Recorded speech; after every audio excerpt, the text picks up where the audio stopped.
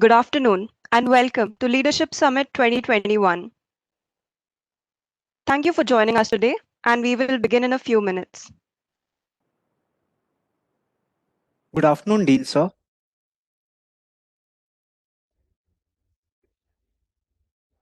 Okay.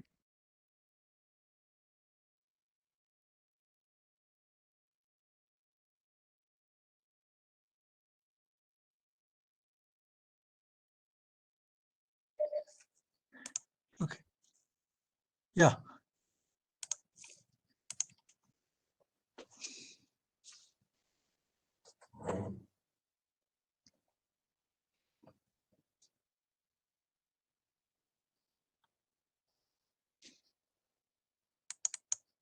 এটা একটু দেখে নিচ্ছি আমি 1 minute just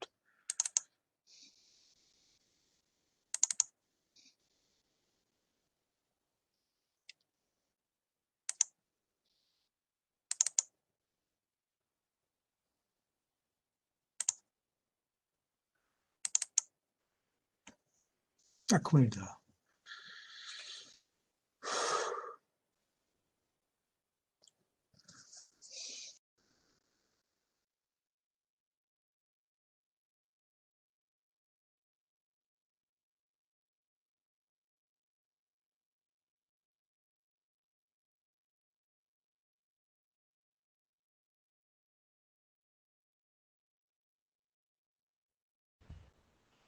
Good afternoon, Satish sir. Hello. Hi, Davina. Good afternoon to you. How are you doing? We're doing good, sir. Welcome to the event. Okay. Yeah, I'm really excited. Is my audio So okay? Yes, sir, perfectly fine. We're just waiting for the other guests to join. We'll begin in a few minutes. No problem. So should I put my audio on mute? That would be fine, sir. Thank you.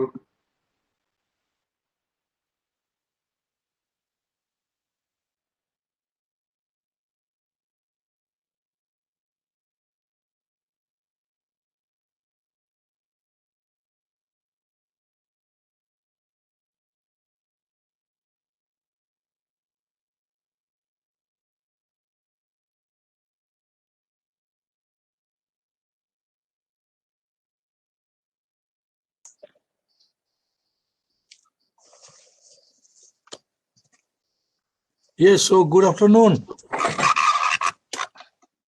Good afternoon, Can you sir. hear me? Yes, sir, we can. Sir. Okay.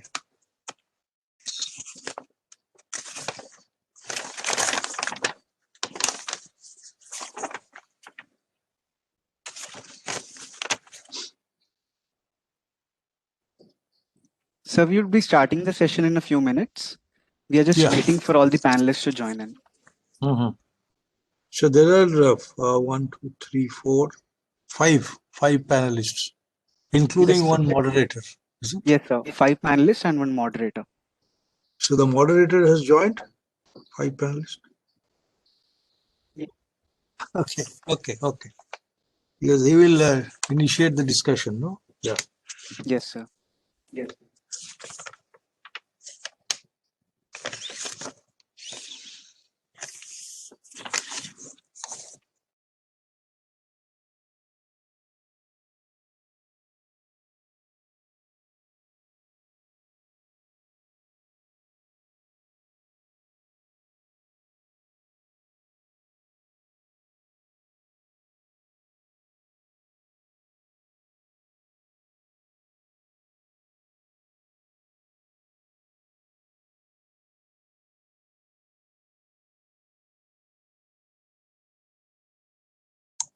Okay, what I'm asking you is getting connected to persons in different locations. Okay, so it's not a problem. I think so, isn't it? No, sir, it shouldn't be a problem. Yeah, it's okay. There used to be a problem few months back. So the slowly what is happening, that means the entire communication network, day by day, it is becoming more and more robust. Yes, yes, sir.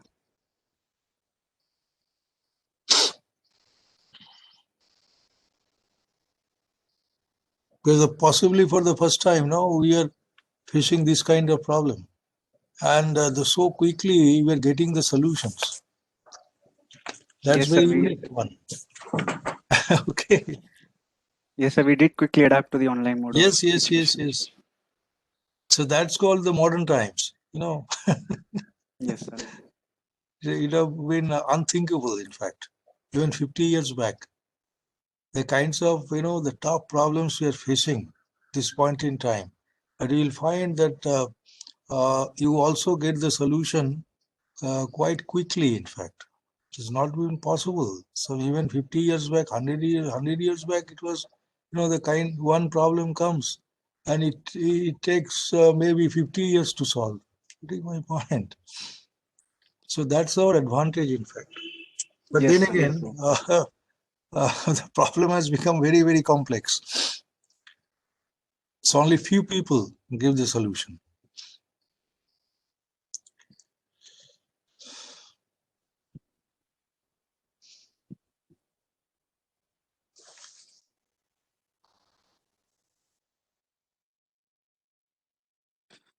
So we have been joined by our other panelists as well. I would like to welcome Stefano, sir, and Bhuvna, ma'am. Good Good afternoon, ma'am. everybody. Good afternoon. Sorry, sir. Ma'am, you'd be starting the session shortly. We are just waiting for a few more panelists to join in. No worries. Sure, ma'am.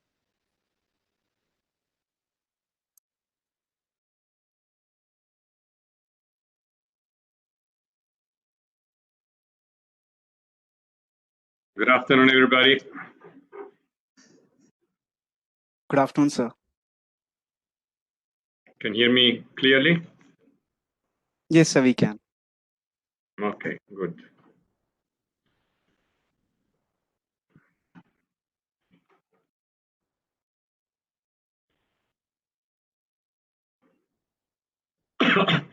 So I assume that when we don't have to talk, we will keep all the microphone muted.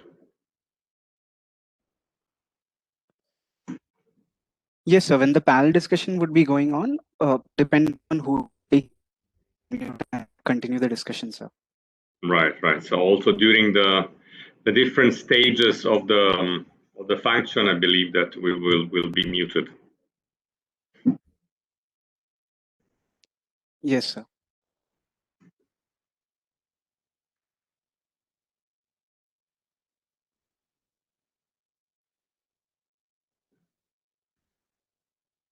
What is the 2D1M? I'm just curious. What is that against each of your names? That's our roll numbers, ma'am. Okay. We never had letters. It's just roll number 9 and 20.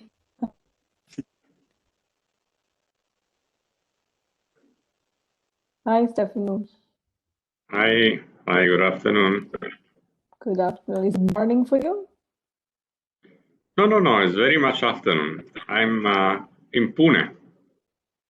Pune, okay. Pune mein.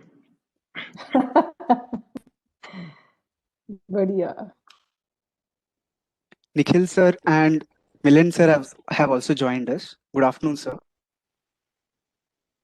Hi everyone. Yeah, hi everyone. Hi, good afternoon. Just please call me Nikhil, otherwise I feel you're calling some stranger. Sure, sir.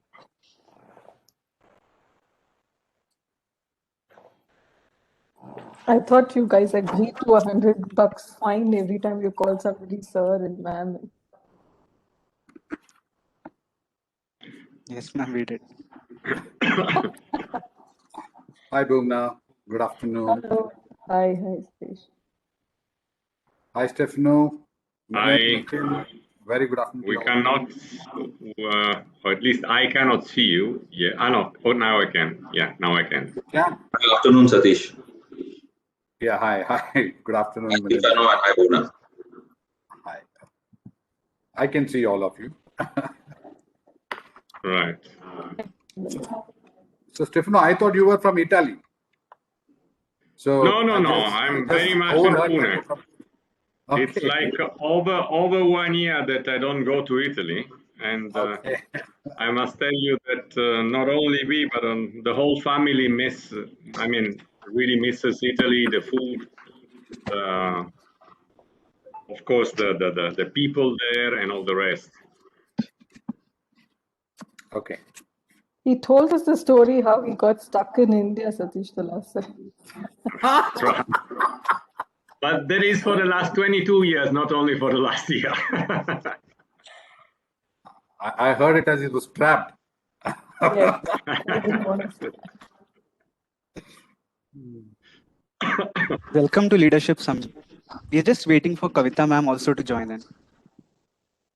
Okay. Right. Just one small question, that since I will have some 3 slides to share, and I see that I cannot share here because I'm not a presenter. So at that moment, I would need to be a presenter in order to be able to share those slides. Sure, sir. We'll transfer the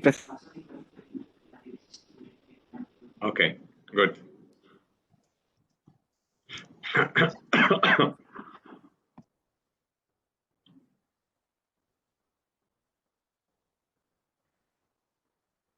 Satish, you have a map behind you. Yeah, this is my conference room.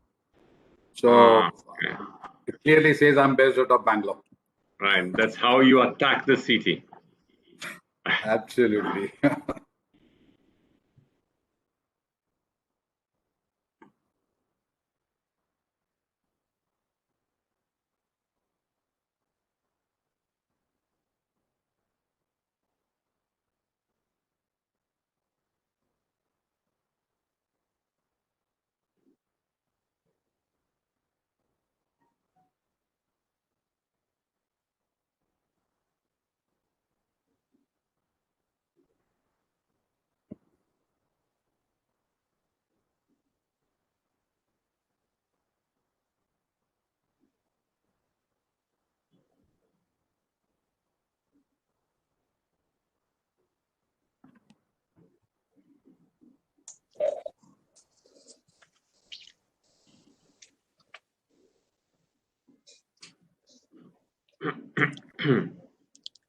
Very good afternoon to all of you.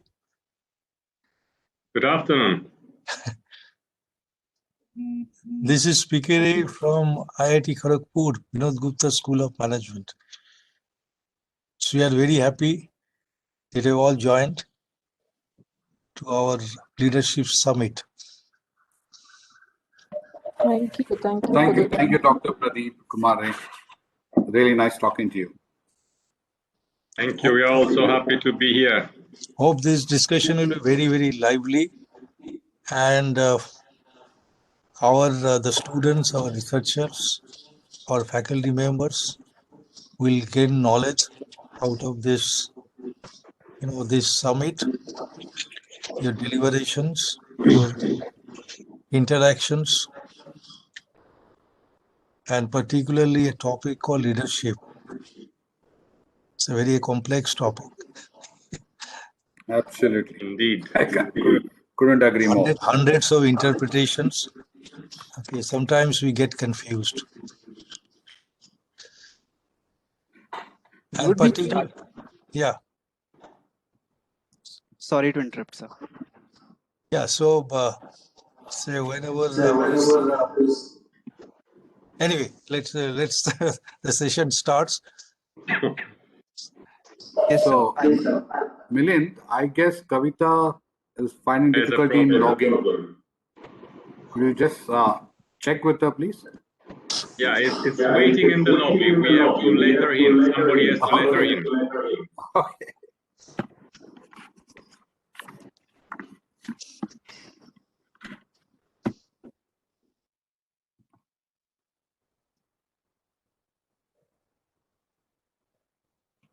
Hello, Kavita ma'am.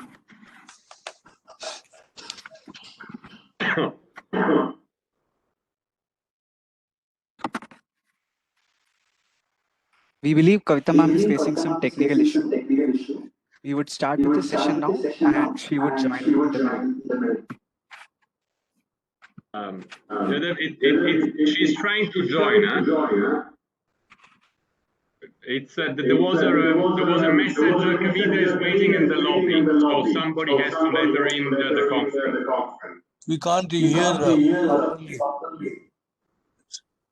I don't know what happened. It's okay.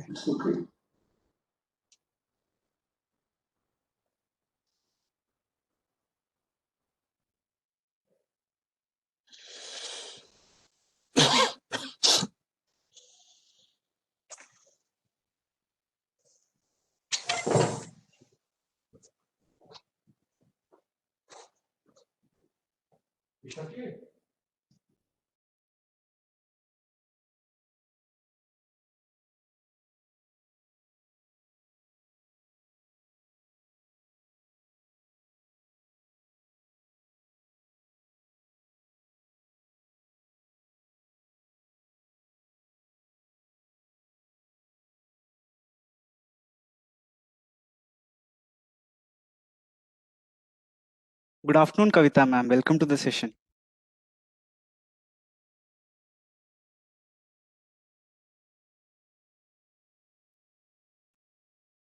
Hi, thank you so much. Thank you, ma'am. We would be starting with the session. Okay.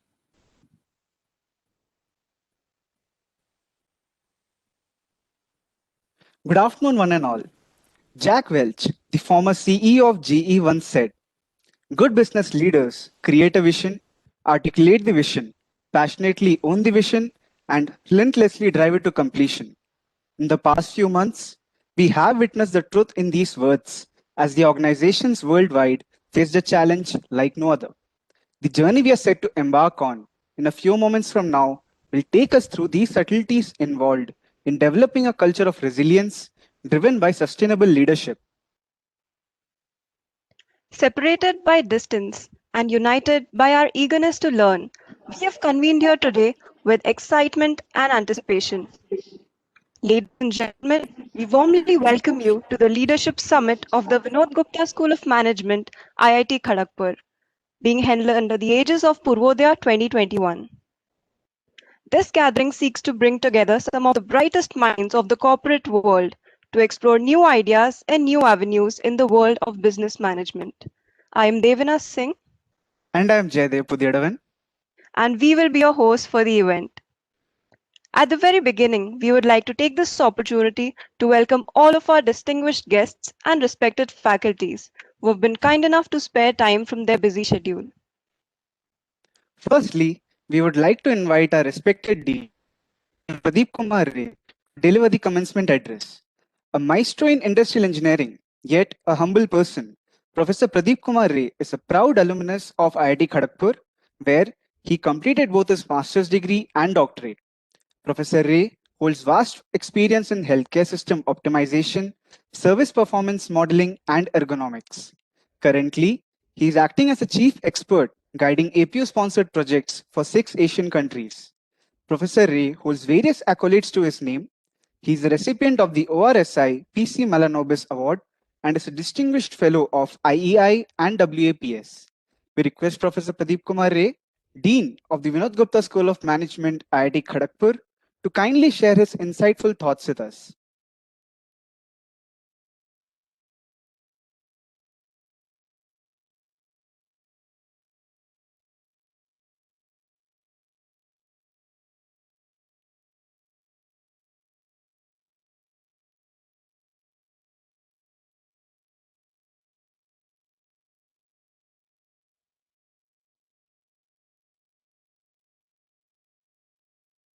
Hello, Dean sir. Professor, you are on mute.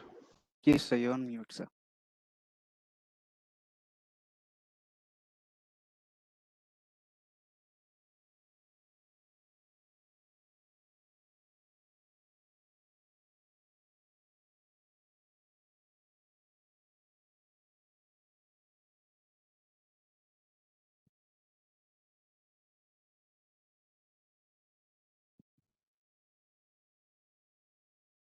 Hello, Dean sir, you're on mute, sir.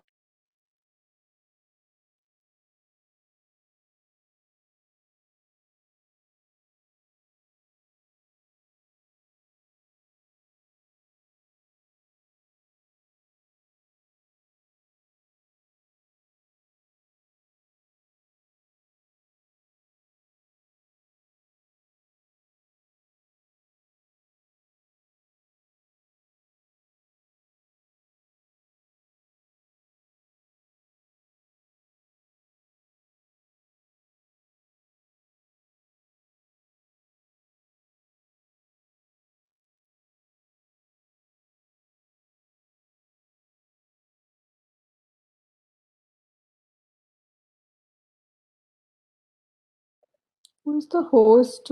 I think they can unmute him.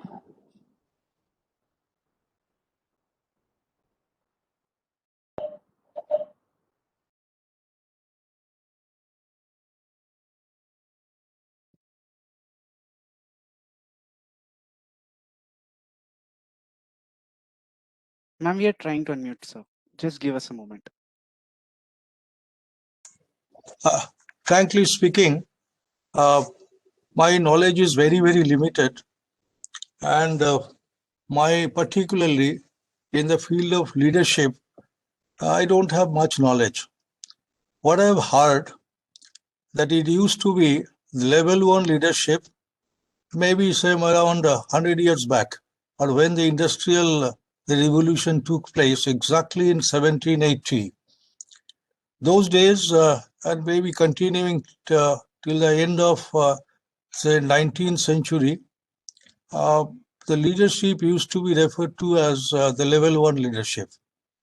Sometimes it is referred to as the masculine character. That means command and control. Later on, we switched over to say the level 2 leadership, and the level 2 leadership we refer to the participating management mostly. But today, the world has changed, particularly with the globalization. That means whatever you produce, wherever you are, you have to sell the product in a single market. That's the definition. I asked this, the definition of globalization to several persons, and ultimately I could get this definition. And that's a pressure. And what we are finding now, there are textbooks on leadership, and this exclusively you are all aware of. In fact, you are all experts in this particular domain. And obviously, the level 3 leadership. So right at this point in time, I'm just going through that particular text. Now, the leadership, as you were already aware of, in fact, so the leadership can be defined from several perspectives. Mahatma Gandhi was a leader, then Abraham Lincoln. How many such persons you can name?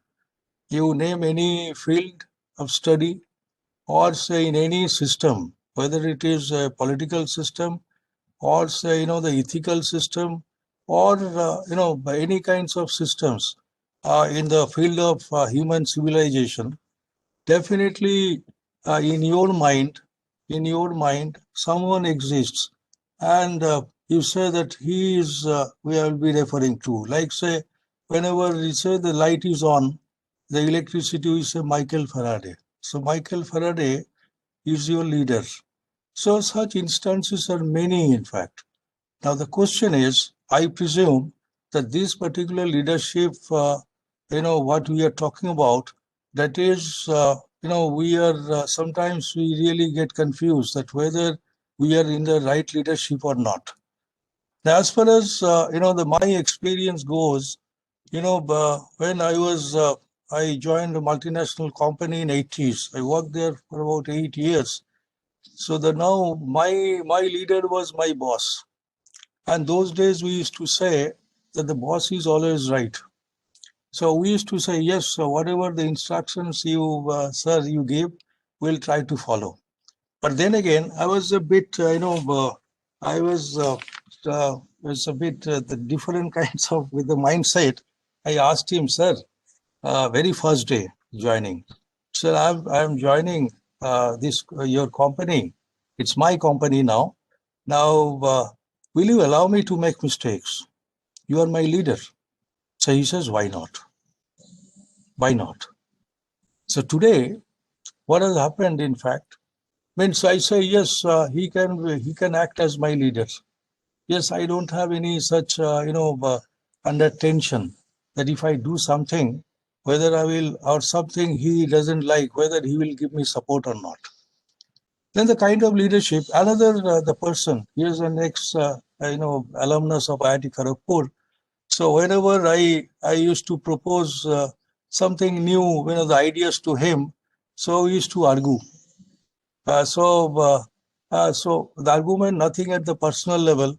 So he is no more in this world, and we have learned many things from him. So he's no more in this world. I still remember as a leader, as in my mentor. So there are many instances. Now, when I joined IIT Kharagpur as a faculty member, so my teachers, my revered, my respected teacher, to say, "Hey, right now you are in lecturer position. Right now you are in assistant professor position. Yes, you live in your own world. You develop yourself. But as soon as when I become professor, then I asked, sir, what is the difference between assistant professor and say associate professor and professor? Then I still remember, he says, when you reach that level of professorship, that means you must have that academic leadership quality. You must be able to lead others. That's why you are respected as a professor. So I could get a feel that, a selfish person cannot be a leader. A selfish person. Is it okay? We all know the story written by, everybody knows the selfish giant. Now, whether the giant, whether he can be treated as your leader or not. So it's very clearly mentioned and everybody knows. Now, I will just, and particularly when we talk about the company affairs, right now we are discussing about the leadership aspect, as I presume that from the company's perspective. So if it is a company perspective, then obviously, the leadership is tested at the time of in the crisis, during crisis. 100 years back, around 100 years back, in 1929, there was a Great Depression. Many companies perished overnight. 50 years back, around 50 years back, 1973, Yom Kippur War. Overnight, the price of oil increased 6 times and many companies perished. And then COVID-19. But the COVID-19, its impact on the industries. How many companies perished? Do you have this data? And how many companies are surviving? So if, one company, say, the perishes, whether the leadership is responsible or not. Or suppose at this point in time, many companies are doing, absolutely on the track, and they have a robust system. In fact, many years back, when Genichi Taguchi put forward the concept of robustness, he actually introduced the concept of robustness not only for the product but also for the process. In other words, for the organization. So today, when we say that the system is resilient, to me, basically whether you are able to create a robust system or not. And this is the testing time of the leaders at all levels. So this is one. Now, so we really, so the globalization has also imposed a lot of pressures. I was going through the research paper on globalization. So what are the positive impacts? And this to be written by the great scholars. It's okay. So their opinions are supposed to be totally unbiased. Now, what I have found that they have mentioned that the impact of globalization. There are many negative impacts. There are few positive impacts. The 25 years is over, and now they are studying with all the data available. Absolutely, they are concluding. So now they're saying that if there is a negative impact, is the leadership responsible? If it is a positive impact, we say its leaders are there. Now the question is, if there is a negative impact, whether the leader take the responsibility or not. Obviously, the person like Abraham Lincoln will take the responsibility. Now, how many such cases we have? Yes, we know that the JRD Tata would have taken the responsibility if anything goes wrong. But what are those instances at this point in time? Is it okay? And particularly to young generation, there is no answer. If someone asks, sir, who has actually created this particular problem called COVID-19 pandemic. Okay, who has created? The future generation will ask this question, in fact. And who are the leaders? The leaders can be of two types. The leader could be Attila, leader could be Hitler, leader could be Abraham Lincoln, leader could be, many other good persons, in fact. Okay, so there are different interpretation and there is a contextual definition. Certain other points, I will not take much time. As I have told you, my knowledge is very, very limited. I want to listen to your opinions on this. You're all the experts. We are very happy. In fact, the students are very, very happy, and they are very much eager to listen to your views. And the kinds of problems, particularly, our generation, this generation faces very, very unique, very, very complex problem. Almost everyone faces. And what they want actually, whenever the company, whether his or her leader is listening to his problems properly or not, whether he can act as a guide or not. Now, these are the questions uppermost in our minds. One is, who are the leaders? Can everyone be a leader? Which kind of organization promoting leadership in true sense? Is leadership? There's another problem we face. There are hundreds of kinds of organizations we have. And this is basically the outgrowth of what you can say the technocracy. We have passed the stage of aristocracy, then democracy, and today's context, this is the era of technocracy. It's very clearly mentioned. So in the process, what has happened, I was looking at how many different types of companies now we have. What are their names? What are their titles? We get confused totally. So it's a proliferation of different types of companies. Very difficult to classify them. Now the question is that which type of organization promoting leadership in the true sense? Is leadership at all levels formally recognized? That's the question. When we talk about level 3 leadership, that's what we say in many a time, that what the Japanese organizations many years back, they say that, yes, who is the best person for suggesting the improvement? Is it a formal position or anyone, okay, under your command? They say that, yes, the person who is working with the job, he or she is the best person for suggest for improvement. Obviously, leadership is required for continuous improvement. So that sort of concepts, in fact, the recognition at all levels of the strata. So there are hundreds of examples, in fact. Is a leader a follower? Or at what point in time a follower becomes a leader? There are hundreds of instances, in fact, and particularly these days, the companies, even a so-called ordinary company, may face different kinds of situations and the conditions. So I need a leader. And the leader cannot be successful unless there is a follower. So how is the leadership related to performance assurance system? Because it's very resilient system we have named, that the system must be made resilient, the system must be made robust.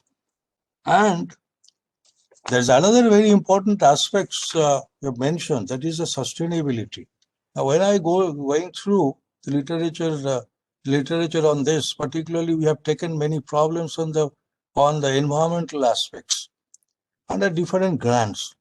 So what we have found, in fact, suppose it's an SME company, okay, MSME companies, and you say that yes, you are a small company, small size enterprise, or the micro level you're working. Now, what do you need to do? Not only your financial performance, we must, assure for survival. You have to have an environmental management control system, environmental performance management control system. And not only, the environmental sustainability we are talking about, we are talking about the social sustainability. That means the people are watching, and silently they're watching. They have their perception, and one fine morning you find that your product is not selling. They have already taken a decision. So whether social sustainability can be assured. Now the problem is the many companies, they're full of experts, but there's very little, the knowledge is existing. I was searching for the theories related to, say, the environmental management or so social sustainability. As such, there is no theory. So if there is no theory, then what is the alternative? Alternative, obviously, the case discussions. So there are failure cases, there are, the success stories. So it is for many companies, there is a pressure it's a real pressure, in fact. And really, I have to prove myself as a good leader if I can withstand this pressure. That means there are lots of rules, regulations, all these I have to follow. Now, for some of the companies, after all, it's running is a business. You have to make money, and continuous improvement. Definitely, you opt for. But the question is, sometimes it's too demanding for many organizations. So the leadership is failing. It's not that that person is responsible. So there are many such cases I was going through. So now, in today's context, what another pressure is there? That is to say, ultimately, you have to make your organization a human one. Human, HUMANE, human organization.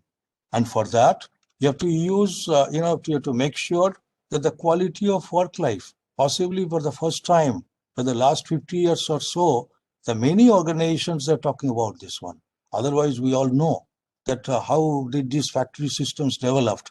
Is it okay? So many other issues, in fact, it's a very interesting topic, in fact, quality of work life, then the recognizing individual potential, whether my leader have my potential, whether my company is where company has invited me. I have not forced into. So it's the company's leader's responsibility that it must know what is my potential and to what extent the company is able to utilize my potential. Many years back, when you talk about the Toyota production system, the TPS, the very explicitly they have mentioned that yes, there are 4 objectives of TPS. One is, as a leader, I must know what is your potential and to what extent the company, my company, or I am able to exploit, say, your potential to the good cause. It's tolerance of the company. So these are the issues. In fact, I would like to hear, the listen to your opinion on all these aspects. I'm sure the panel discussions will be very lively, and whenever there is a panel discussion, you all know that that means there could be alternative, alternate views, and obviously the problem is very complex, and we learn from others, in fact, whether we are on the right track or not. So this is one, and that's it. Okay, we are very happy, and I congratulate I'm really thankful to my students and to bring in this particular topic for discussions, and obviously there will be debate and all, and ultimately, we believe in the thesis, antithesis, synthesis, and we move forward. Okay, so thank you so much. So I'll be listening to your the viewpoints and all, and in the process, I know some I will gain definitely the say some knowledge on these leaderships. Thank you so much. Thank you so much, and I hope that the leadership is the key for success, and that's why not only say the leadership, we should focus only on these occasion, but we should it should be we are saying there must be some the research on leadership. Okay, PhD level research, empirical research, and the leadership has several models. So definitely, in our our management, so the education curricula, so we should emphasize on these aspects. If leadership is right, okay, we can withstand the pressure of say COVID-19 pandemic, or say any kind of pressures like the Great Depression, or say 1970, say the Yom Kippur War, effect of Yom Kippur War in October 1973. So I hope that it will be a real learning session for all of us. Thank you so much. I stop here. Thank you, sir, for sharing your thoughts with us. We apologize for the technical glitches. Although we couldn't hear you for a while at the start, we are sure that it has enlightened the minds of the budding managers and has set the tone for today's proceedings. We are extremely grateful to you for your guidance and support. We would have been delighted to host you all at the lush and verdant campus of IIT Kharagpur. The adaptation of the online format, while allowing us to continue our learning journey unscathed, has, however, prevented us from experiencing the campus in all its beauty. So, we would like to share with you a glimpse of it.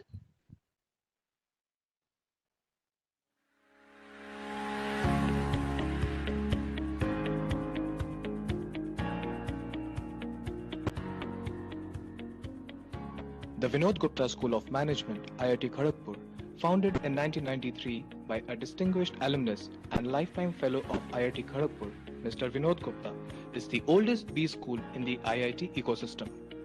Striving to develop technology-driven future industry leaders, VGSoM offers programs which provide a unique blend of managerial and technological insights into the business world. With a rich legacy spanning over 25 years, VGSoM has grown holistically, winning several accolades, and has been consistently ranked amongst the top B schools in the country by several prestigious ranking bodies.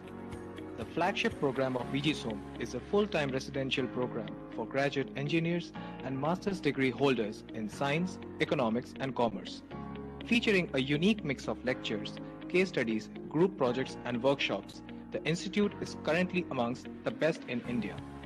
The diverse curriculum consists of a plethora of electives on both core managerial and technological courses. Moreover, it provides valuable industry exposure through a 2-month summer internship program. VGSoM boasts of a highly experienced faculty fraternity from various fields of management, with most of them having prior industry and corporate experience. Through a unique mix of theoretical and case-based lectures, the faculty strives to bridge the gap between the students' skill base and the industry trends and expectations. Also, the faculty-to-student ratio is one of the best in the country, owing to the less batch strength, which helps in greater individual attention by the faculty towards the student. A few of the central facilities that are accessible round the clock in the campus are Central Library with a dedicated online digital section, gymnasium, canteen and guest house, swimming pool, and other sports facilities.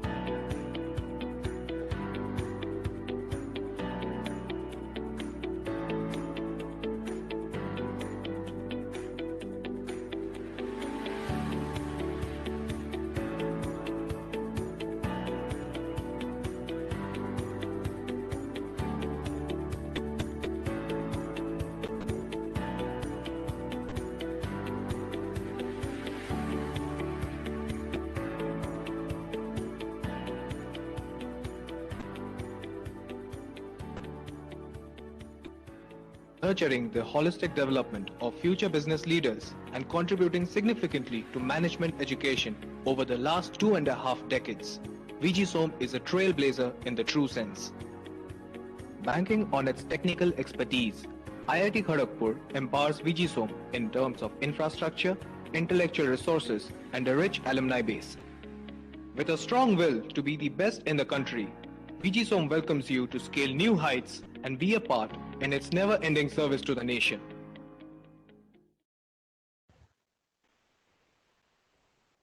Hope we all soon get a chance to create such memories in the wonderful campus. Before we begin this, we would like to introduce our esteemed panelists. Every ship has a good captain to navigate through the uncharted sea, and our next panelist is one such captain who has steered many organizations through challenging times and has come out successful. We are happy to welcome Mr. Stefano Pele to our event today. Experienced in leading various multinational organizations across industries and geographies, he is the former managing director of Ferrero India and Piaggio India. He has also been the president for South Asia, Middle East, and Africa at Perfetti Marmele Group. Currently, Mr. Stefano is the director of his entrepreneurial venture, SP Associates Management Consultants. For his exceptional work in South Asia, Mr. Stefano was conferred the Knight Commander Award by the President of Italy in 2006. An eminent academic and a prominent author, he has taught at the Luis University and European Business School in Rome and the California Lutheran University. It is our pleasure to have you here, sir.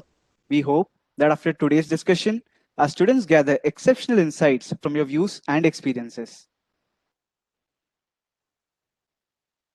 Thank you very much. And it's a pleasure for me to be here with all the students as well as the other panelists. Thank you, sir. Our next panelist is someone who is passionate about nurturing collaboration, talent, and creating solutions. We are delighted to welcome Ms. Kavita Kurup, Global Head for Talent and Organizational Transformation at UST. She has over 2 decades of experience in the learning and organizational effectiveness field with a strong track record of high impact on complex, large-scale global businesses.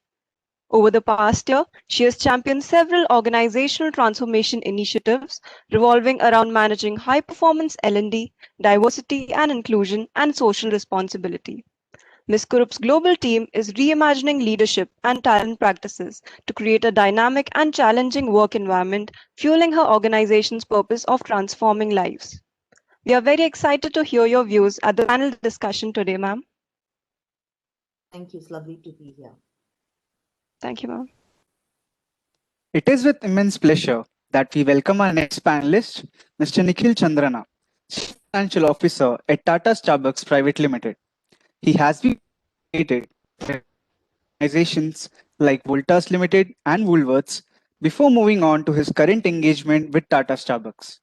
His dedication and a keen eye for detail have driven organizations to unparalleled success.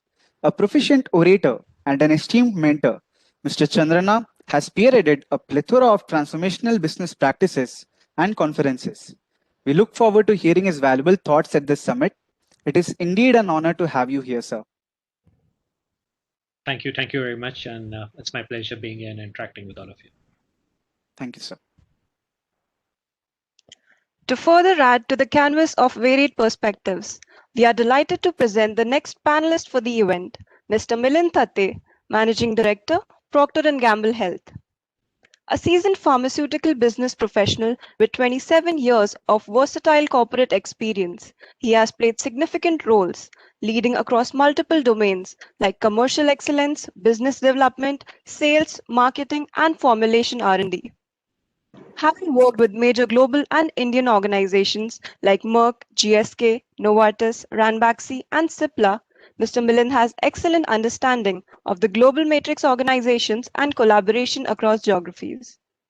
We are extremely delighted to host you, sir, and warmly welcome you to this event. Thank you. It's a pleasure to be with you all. Thank you, sir.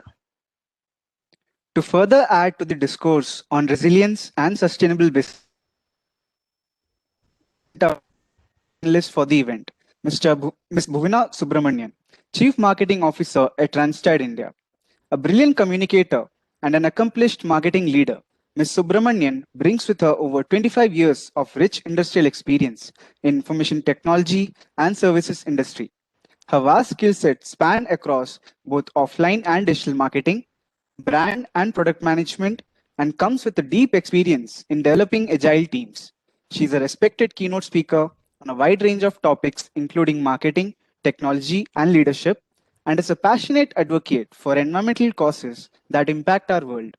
We eagerly await her sharp insights to lend a more comprehensive outlook to this discussion. We are delighted to welcome you, ma'am. Thank you, thank you. The beautiful campus, and I wish you guys get back to it as well, and we are able to come visit you soon. Thank you, ma'am.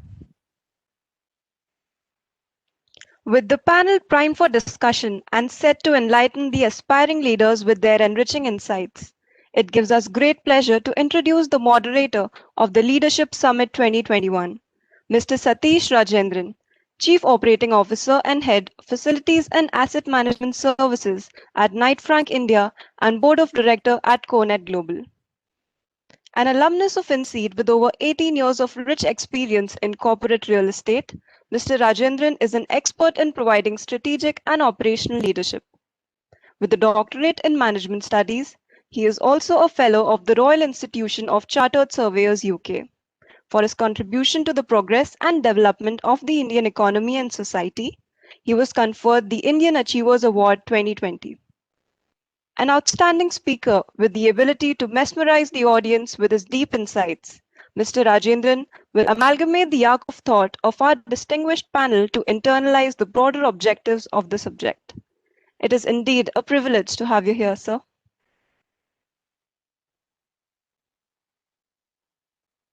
In our previous summits, we explored themes related to the tryst between disruption and convention and remodeling India to lead businesses in the VUCA age. The pandemic has burst the bubble of certainty and has shown us the need for resilient businesses.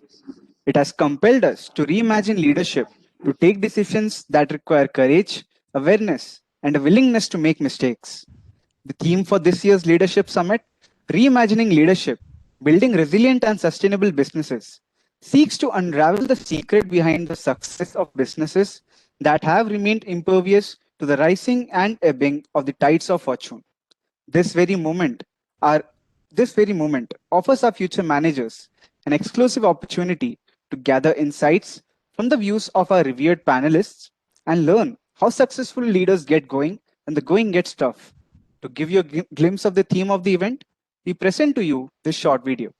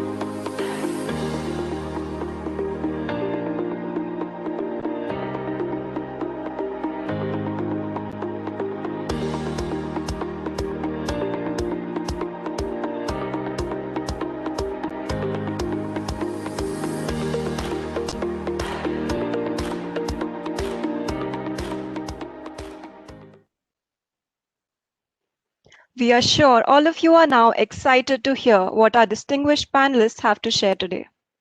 We now come to the most exciting part of the event, the one we all have been waiting for. I would request our moderator, Mr. Satish Rajendran, to kindly take charge of the proceedings.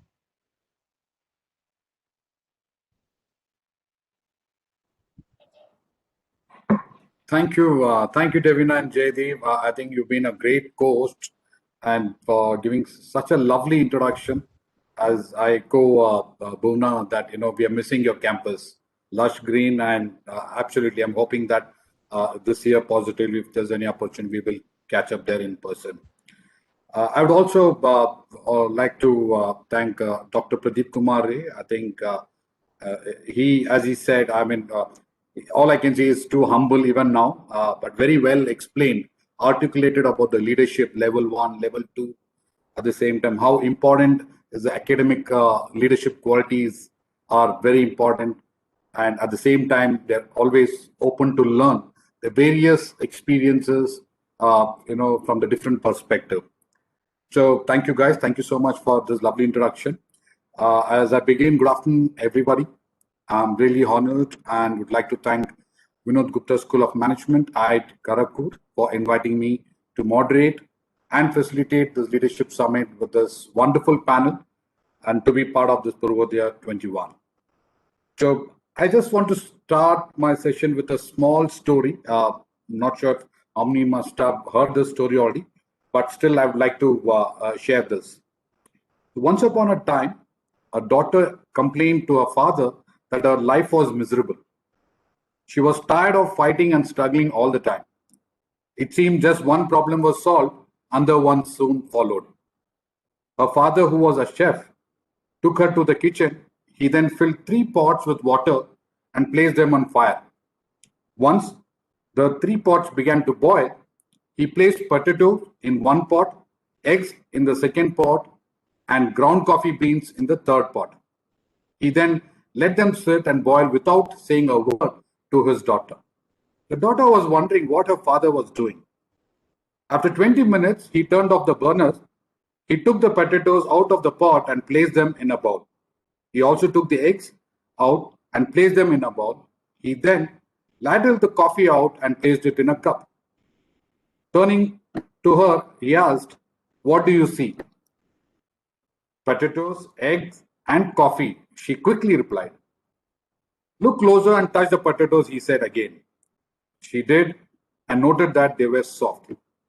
He then asked her to take an egg and break it. After pulling off the shell, she observed that it was a hard-boiled egg. Finally, he asked her to sip the coffee. Its rich aroma had brought her a big smile in her face. "Father, what does this mean?" she asked. He explained that the potatoes, the eggs, and the coffee beans had each faced the same adversity, that is the boiling water. However, each one reacted differently. So the potato went in strong, hard, and unrelenting, but in boiling water, it became soft and weak. The egg was fragile, with the thin outer shell protecting its liquid interior until it was put into the boiled water. Then the inside of the egg became hard. However, the ground coffee beans were unique. After they were exposed to the boiling water, they changed the water and created something new. "So, which one are you?" he asked his daughter. "When adversity knocks on your door, how do you respond? Are you a potato, an egg, or a coffee bean?" So students, the moral of the story is, in life, things happen around us and things happen to us. The only thing that truly matters is your choice of how you react to it and what you make out of it. So it's very important for us to learn, adapt, and choose to make the best out of each experience that you come across in the leadership. So true leaders change what is around them into something new and something better than it was before. Every now and then we come across such adversities and roadblocks.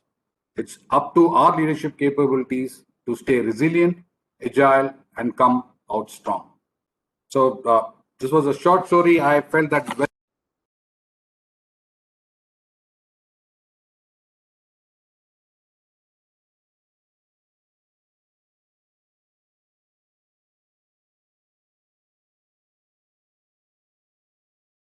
Hello, sir. So I think Oh, you're sorry. audible. Sorry, I was on mute, unfortunately. Yeah. So today's topic for us is reimagining leadership, building resilient and sustainable businesses. To set the context, the world is changing with massive implication of business strategy and value creations, whether it is new energy system, disruptive technologies, new business models, changing democracy, or rising geography uncertainty. The operating context for the companies too is evolving. At the same time, the new age leadership is all about making a difference as to how will we as individuals and organizations show resilience during the adversities and not just adapt to survive, but strive towards success, achievement, and imprinting true resilience in everything that we do. Also, it's very important, as the professor mentioned, to build a sustainable business for which leaders must look beyond immediate short-term goals to see the role their organization plays in larger context. Leadership is all about 20% about observing and understanding what is happening now, and 80% are about being prepared to anticipate and deal with the future. And one of the biggest challenges for leaders historically has been the ability to predict change. The ones who were able to successfully thrive, while the ones who missed the bus perished. So with this, without any further delay, let's start a panel discussion to hear our speakers' point of view. And on that context, my very first question is to set the understanding and to know what our speakers think of. So my very first question goes to all of them. It's a very generic one. What does it mean to you to be resilient and sustainable? Is there any change in our understanding and applying of these two in the pre and COVID era? Would love to hear, maybe to start with Nikhil, you could start and share your views, and then we'll flip around to Milind, Stefano, Kavita, and Bhuvna. How do you guys? Thanks, Satish. I think a great question for these difficult times, and this takes me to April of this year when this thing occurred. And many of the challenges which at least a business like us was faced with, stores can't operate, staff which we still need to pay, and rentals which we need to honor. I guess these were very difficult times, and I guess when we were trying to look inward in terms of people who have faced similar crisis, the immediate analogy was 2008 financial crisis, but I think this was of a different kind. There's specific sectors where impacted, and here overall the business and people's livelihood seem to be impacted. So for me, I think be it pre or post COVID, these challenges existed and maybe existed in a different form. But from a resilience and as well as in a sustainability perspective, I think the challenges were much wider. Many businesses perished, and the kind of reaction time and the kind of vision and the thought process which leaders needed to have in this, keeping both the short-term perspective in mind as well as the long-term viability of the business, because end of the day, there is going to be a recovery at some stage. End of the day, there is going to be a demand at some stage. But how you are ensuring that your short-term goals are met, and as well as keeping your long-term vision intact in an uncertain situation, got tested. So resilience, I think, needed at any stage. But I think in these COVID times, the resilience got tested in a deeper fashion. Thank you, Nikhil. Stefano, what's your views? Yes. Well, first of all, I think that in a moment of crisis, we need to remain positive, and remaining positive, you also, to some extent, remain also productive. When everything is messy around you, well, one can say, "Oh, wow, what a mess! What do we do?" But if eventually we can choose to do something positive, this positivity rubs off others, and so the overall environment improves. During crisis, resilience for me means also managing expectations. Why that? Well, there's a crisis. Everybody would say, when does it finish? When do we start? When do we see the end of this? When can we start selling the way we were doing earlier? Well, here the idea is that first we have to learn about the problem, the magnitude of the problem, and then convey to everybody the possible seriousness of the problem, and trying to be as realistic as possible. So creating a false expectation, saying, okay, rest assured, in 2 months we'll be back the way we were earlier, and so on. That only creates issues And of course, if the expectations are higher, then the delivery will be even more difficult. Third thing that I think we learned during this crisis is that it is extremely important to communicate. During a crisis, you have to have a very clear communication and, in fact, trying to over communicate. So these 3 points for me are part of the resilience in terms of sustainability. In general, leaders should be always operating so as to create a sustainable, to ensure that what they do, it's towards a sustainable world, environment, society. Particularly during a crisis like this, to some extent, we get some more stimulus to become more aware and work towards shifting the organization towards a more sustainable one. Thank you, Stephen. I think it's very interesting to hear from you how effective the management and how important is to manage expectations and communications. I think we will elaborate even a little bit more detail. But before that, I would like to hear from Kavita, please. Kavita and the other two speakers. Thanks, Satish. Hello, everyone. It's lovely to be here. And as Bhuvna and Satish said, it would have been much nicer to do it in person on campus, and you made us all very jealous by showing us the little video and showed us, the others and all of us sitting there. So we promised to be there at some point once we are in better times. Right. So just stepping back to the question that Satish posed, right, before we move into what is our understanding of sustainability and resilience in this COVID time, we just look at what resilience really means, right? So resilience is the capacity to adapt and survive radically changing circumstances. And that doesn't happen overnight. It's something that gets built up within the organization over a period of time. And it's not something that only the leaders do. It's something that every single individual within the organization feels, believes, and acts upon in small acts. Right. So, for example, when you walk into the UST campus, the first thing that you see is a board by our former, chairperson, Mr. JMN, in which says that we're all equal, we just do different jobs. We just set the context of what it means within the organization. The purpose of the organization is transforming lives. And we believe that very passionately. So transforming lives of the organization, of our employees, of our clients. So when everyone starts believing in that, then when there is a radical, circumstance like we are facing right now, you start seeing the emergence of all of these sustainability, resilience, all of that coming out in such strong force across the organization. We went into work from home overnight. We didn't know how we would do it. We have never done it before.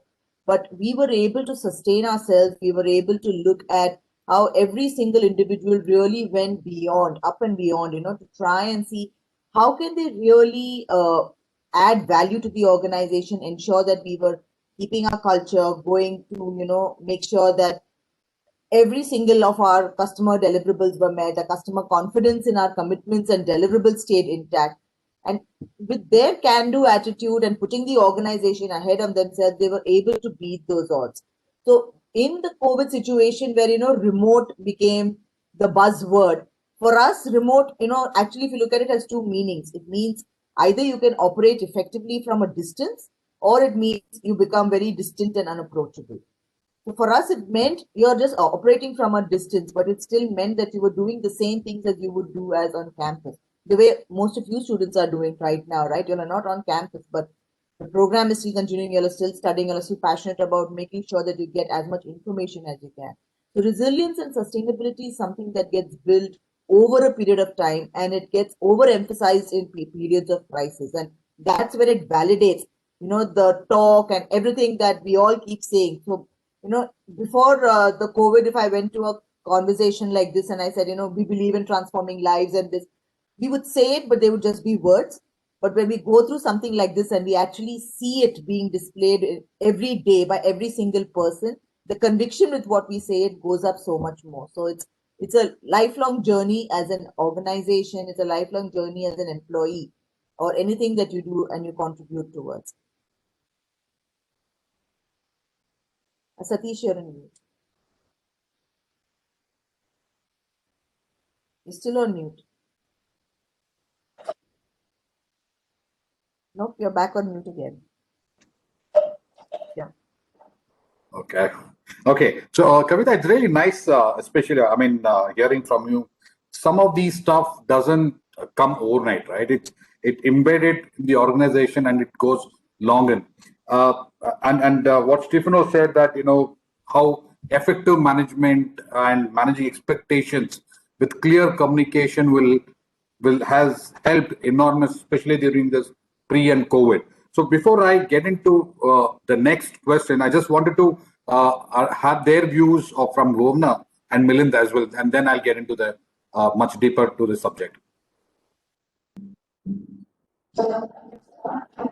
Kind of left off, right? This entire word agile and all of that. It used to be a methodology and of sorts and additional training in the organization, but it's no more. And I don't believe that either. So it has to be infused into the culture and into the thinking of every employee in the business. It has to be a way of like brushing your teeth or exercising. It has to become that for an organization or an individual to adapt to what changes are happening. And that's when it translates that behavior, sustained behavior translates to sustainable business over a period of time.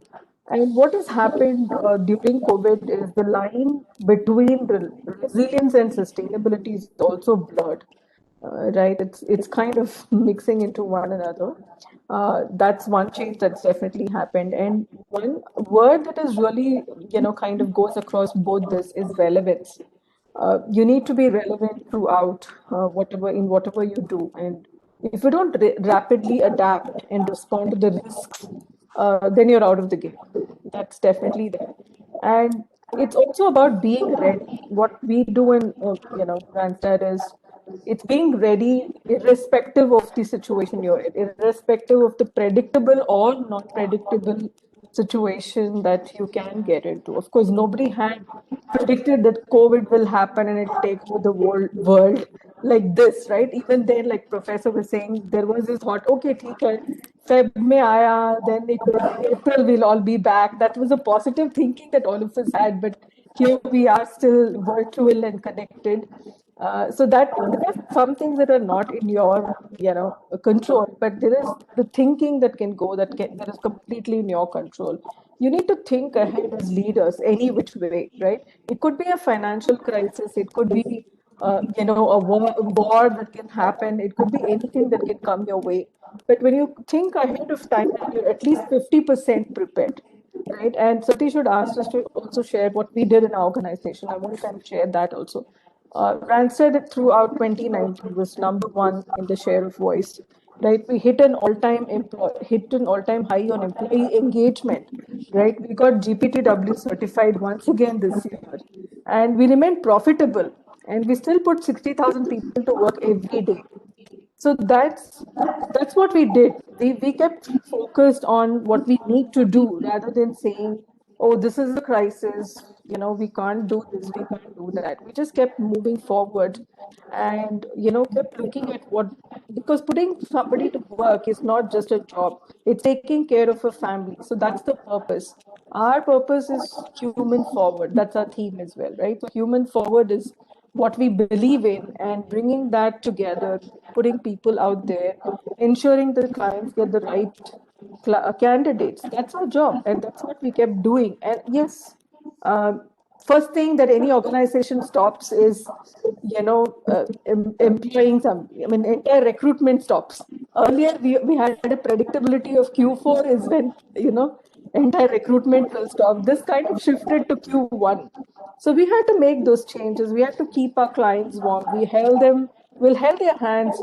We had communication going on. We became their consultants. And it was nothing to do with sales, right? Nothing to do with sales. It had to do with that connect we had with our clients. It had to do with going back to basics, being answerable, good governance, Also about transformation, awareness, and forging great relationships. Internally, what we did is, we also used this time to choose a tech stack, build that resilience, right, and ensure that our employees were on a continuous learning mindset. So those are the cultural, shifts that happened before, which kind of helped us sustain through COVID as well. So it's that continued thinking forward.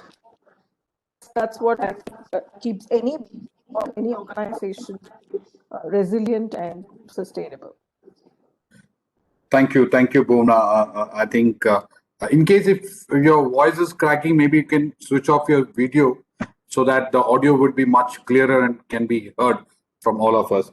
But otherwise, I think I really liked the points what you said.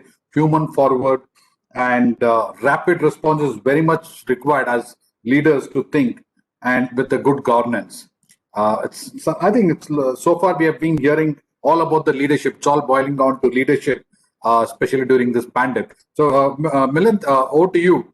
We all spoke about pandemic pre and during COVID. As Bhuvna said, the first quarter it all started. Then thereafter, second and third, due to lockdown, everything shut. All hiring got shut. And thankfully now, thanks to the vaccine, at least we can see the light. Though the doses will take time, another year or two, but at least there is some kind of a positivity. With that note, this 2021 has been a very positive year for us. So in that context, how do you relate the leadership, especially from the resilient and sustainable point of view? Milind, over to you.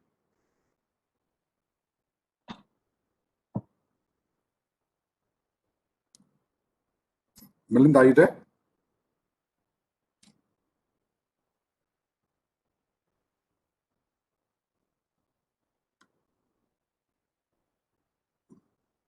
I hope we have not missed our fifth speaker. Maybe a side by side, Devina could look into it. Yes, sir. We're looking at it in the back end. Okay. Nevertheless, I think so. Very clearly, by listening to all the speakers, one thing is very clear: resilience has to be there, sustainable business has to be there, but it's all about the leadership, reimagining, rethinking, level 1, level 2, the quality of leadership, how it is. So in that context, let me move ahead. Coming back to you, Bhuvna, this question is for you. Today, as the information age compresses time frames and unforeseen crisis, and the most critical leadership question is not anymore about minimizing error or maximizing efficiency, but how do we reinvent the future leadership to cope up with constantly changing environment around us? So what, according to you, are the key leadership attributes that is needed for future? Yeah, yes. So one, definitely what I've seen, the change in the way leaders have started behaving, Satish, is, being vulnerable, right? They started showing their vulnerable side, because this entire thing had to be led with compassion. The first question anybody would ask was never, how are you, or how's your family doing? I mean, it was just like, hey, what's up? What's the meeting? That's how days would start. But that entire conversation changed. So leaders started showing their compassionate side, and then they also started being vulnerable. They were reaching out to other people for help, right? I've seen them collaborate more than ever. And I've seen collaboration going across industries, going across, we in fact came together with our competition to release a handbook back to work. And this has never happened before, right? I mean, one HR services organization talking to another HR services organization is never heard of before. So that's what we did. And they need to, leaders during any crisis, need to help organization, as I mentioned earlier, stay relevant and create value, right? Once you start doing that, business will happen automatically. Another thing that I also recommend is, we have to think in terms of regeneration, right? You have to recalibrate to the emerging client need and market trends brought in by the crisis. So that constant recalibration needs to happen. And that has to happen on the feet, right? And also, culture is definitely a very, very key thing. And you need to ensure that the employees are staying motivated to deliver the results and cater to the shift in the customer demands.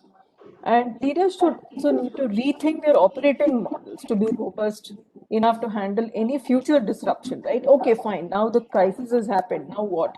What next? That has to be the question. And in fact, we just went through this exercise yesterday with the entire organization of 1,000 people. Basic, very basic. What if? That's it. Complete the sentence. What if you become the topmost leader, and you can finish the sentence in any which way you want, and that choice is being given to the employee to define their promise to the organization, right? And last but not the least, right, I mean, horizontal, collaborative, purpose driven teamwork is, that's become the norm now. So having Okay. said that, you also have to be human, empathetic, compassionate.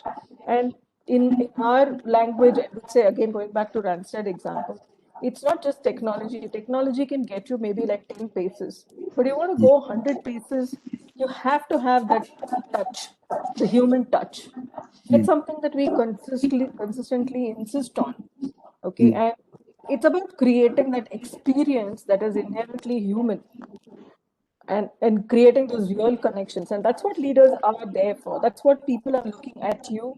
They're looking at you for answers, not just for solving business problems, but to show that empathy, compassion, and tell them how to deal with that situation, not what to do alone. That's perfect. I think well said, Bhuvna. So I just slightly, while I come back to you on the same topic, I just wanted to hear from Kavita. Kavita, what are the fundamental principles to be followed in order to have this resilient and sustainable business, and how leaders drive these principles in their organizations? Anything which you can showcase from your organization that has been practiced, or your views on that? Am I audible? Yeah. So, Yes. I think, Satish, taking from what Bhuvna said, if you look at leadership overall, in the old paradigm, leadership was, almost like a pack of lions, where you had one alpha male and everyone else, rolled up to that alpha male, and the alpha male then decided the eating order, the merit order, everything was decided by that alpha male. And as much as it decided what the person would do next, it also decided what would happen if that violator was ostracized from the community, right? If the member wasn't able to abide. So you then were left in a lone male in search of another pack, or you would die. Now, moving from surviving to thriving in this new normal requires us to have almost a renewed focus on, enduring human capabilities and potential. And this has to be augmented by technology and a common purpose throughout the organization. That is critical, because if the organization's purpose is not common and it is not sustainable over a period of time, it becomes very, very difficult to drive this principle.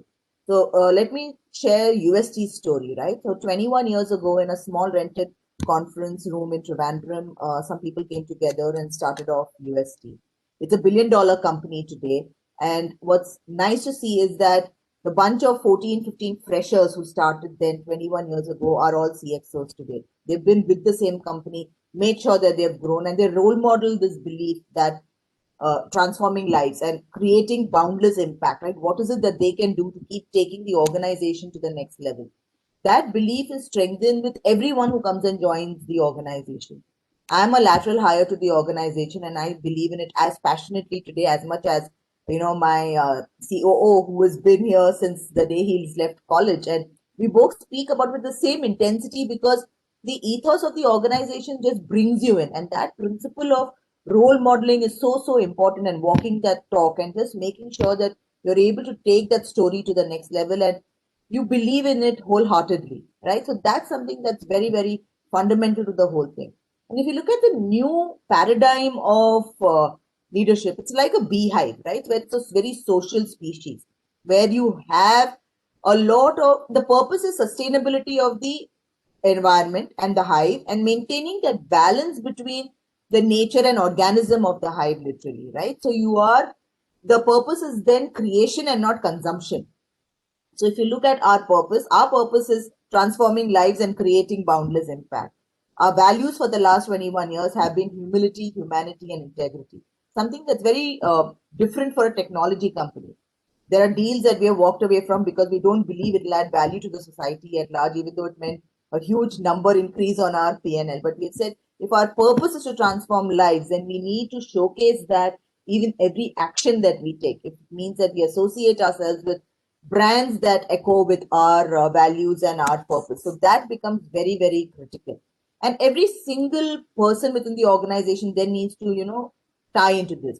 So if I'm looking at it from a future perspective, I think three principles that people or young leaders need to keep in mind as they move into that role is shifting from managing the employee experience to almost managing the employee's life experiences. That change has to happen, right? So all this while as organizations, we believe that from hire to retire, if we took care of whatever people do at work, we are sorted. That needs to change. It's also what they do within their lives and how do we really make that shift. The second is around flexibility, right? Flexibility will move from location to time, especially given what's happened in the last 1 year. I think looking at the number of hours that people would want to contribute, when they want to contribute, how we look at it, all of that is going to undergo a huge radical change. And the gig economy is going to be something that's here to stay and something that as organizations we have to take cognizance of and make sure that we build it into our purpose and what is it that we can give back to our employees. And the last is, I think, as leaders, we need to be motivated by improving the well being of people and communities in ways that have lasting intrinsic value. If we don't do that, it becomes extremely difficult to take it to the next level because profit becomes the only goal. Everyone today is looking at beyond that, saying, hey, as organizations, you will make profit, but what is it that you stand for? What is it that you core believe in that by doing that, the profits will also happen? So those were some of the fundamental principles that I think leaders today should follow. And as young leaders, each of you students should explore and see how you can take it to even a higher level. We have managed to bring it till here. The onus is now on your shoulders. So apologies for Sorry, I had to interrupting. add to. Sorry. Milan sir is back on.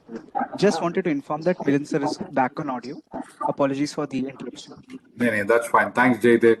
I think, Kavita, I think you have very well said the principles, and especially when it, leadership, resilience, all that is there. But if your organization is not aligned to the goals, I think all the efforts are nothing comes as an outcome of what we have planned. I really liked what you said, the paradigm leadership, the purpose. It's very important for creation, not for consumption. So, but having said that, one thing is very common today across all the sectors is the employee experience. And now it's gone of those from employee experience. Now it's transforming to the life experience. If I can say it's health. Now the focus is all about human health, especially during this pandemic. And now that we are focusing, it's all about the life experience. And very well said that everybody needs to be and get motivated. So thank you, Kavita. I'll come back to you.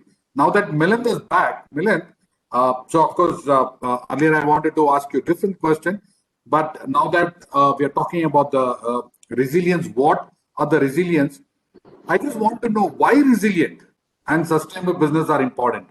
Do you have any cases or example or anything which you can share what your practice in your organization that has been successful during this pandemic? Okay. Hi, Satish. Thank you so much. I think I'm audible this time now. Yeah, very much. In case if it is not clear, maybe you can off the video so that at least the people can hear you clearly. Okay. No, I'm not touching any buttons now because I'm not too sure. Again, it may take me off the screen. Okay, so it's okay. Okay, go ahead. Yeah.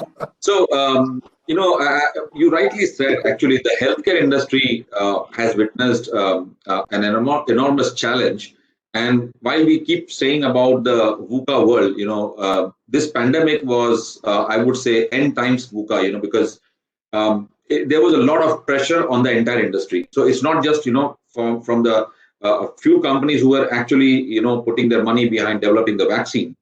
But if you see the healthcare company overall, this entire industry works on influential marketing. So you actually sell your products through doctors. You have a huge field force. I don't know about, I can't comment about the other industries, but this is one industry which deploys 200,000 medical reps, which are feet on the ground. Now imagine you have a lockdown, and for 4 months, the medical reps are sitting at home. So, there is no concept of work from home in the life of a medical rep. And when the medical rep is based at home and you are not able to connect with your doctors, you are not able to influence anybody to actually make your product sell, there is a tremendous pressure on not just the top line, but also because in any health, the sales force cost is one of the biggest costs, which sits on your P&L. Because, and if there is no productivity of this field force, it actually creates a big pressure on the entire industry. Now, this, we saw a lot of examples of, I would say, resilient. Many companies, in fact, had gone through so much of pressure that they went into role redundancies, putting people off the job and all, because there is a pressure end of the day for them also. But I would say, here I would claim from a culture of PNG, which is more we talk about servant leadership, and where we talk about, in bad times, if we are with the people, then, in good times, the people are always with us, driving the company's philosophy. And what we experienced, and I think, some of the top pharma companies in India also did, was using that time in building and sharpening the capabilities. So it would have been very easy to say, hey, 4 months, what do you do? Your field force can't hit the road. They're just sitting at home. How do you really keep them engaged?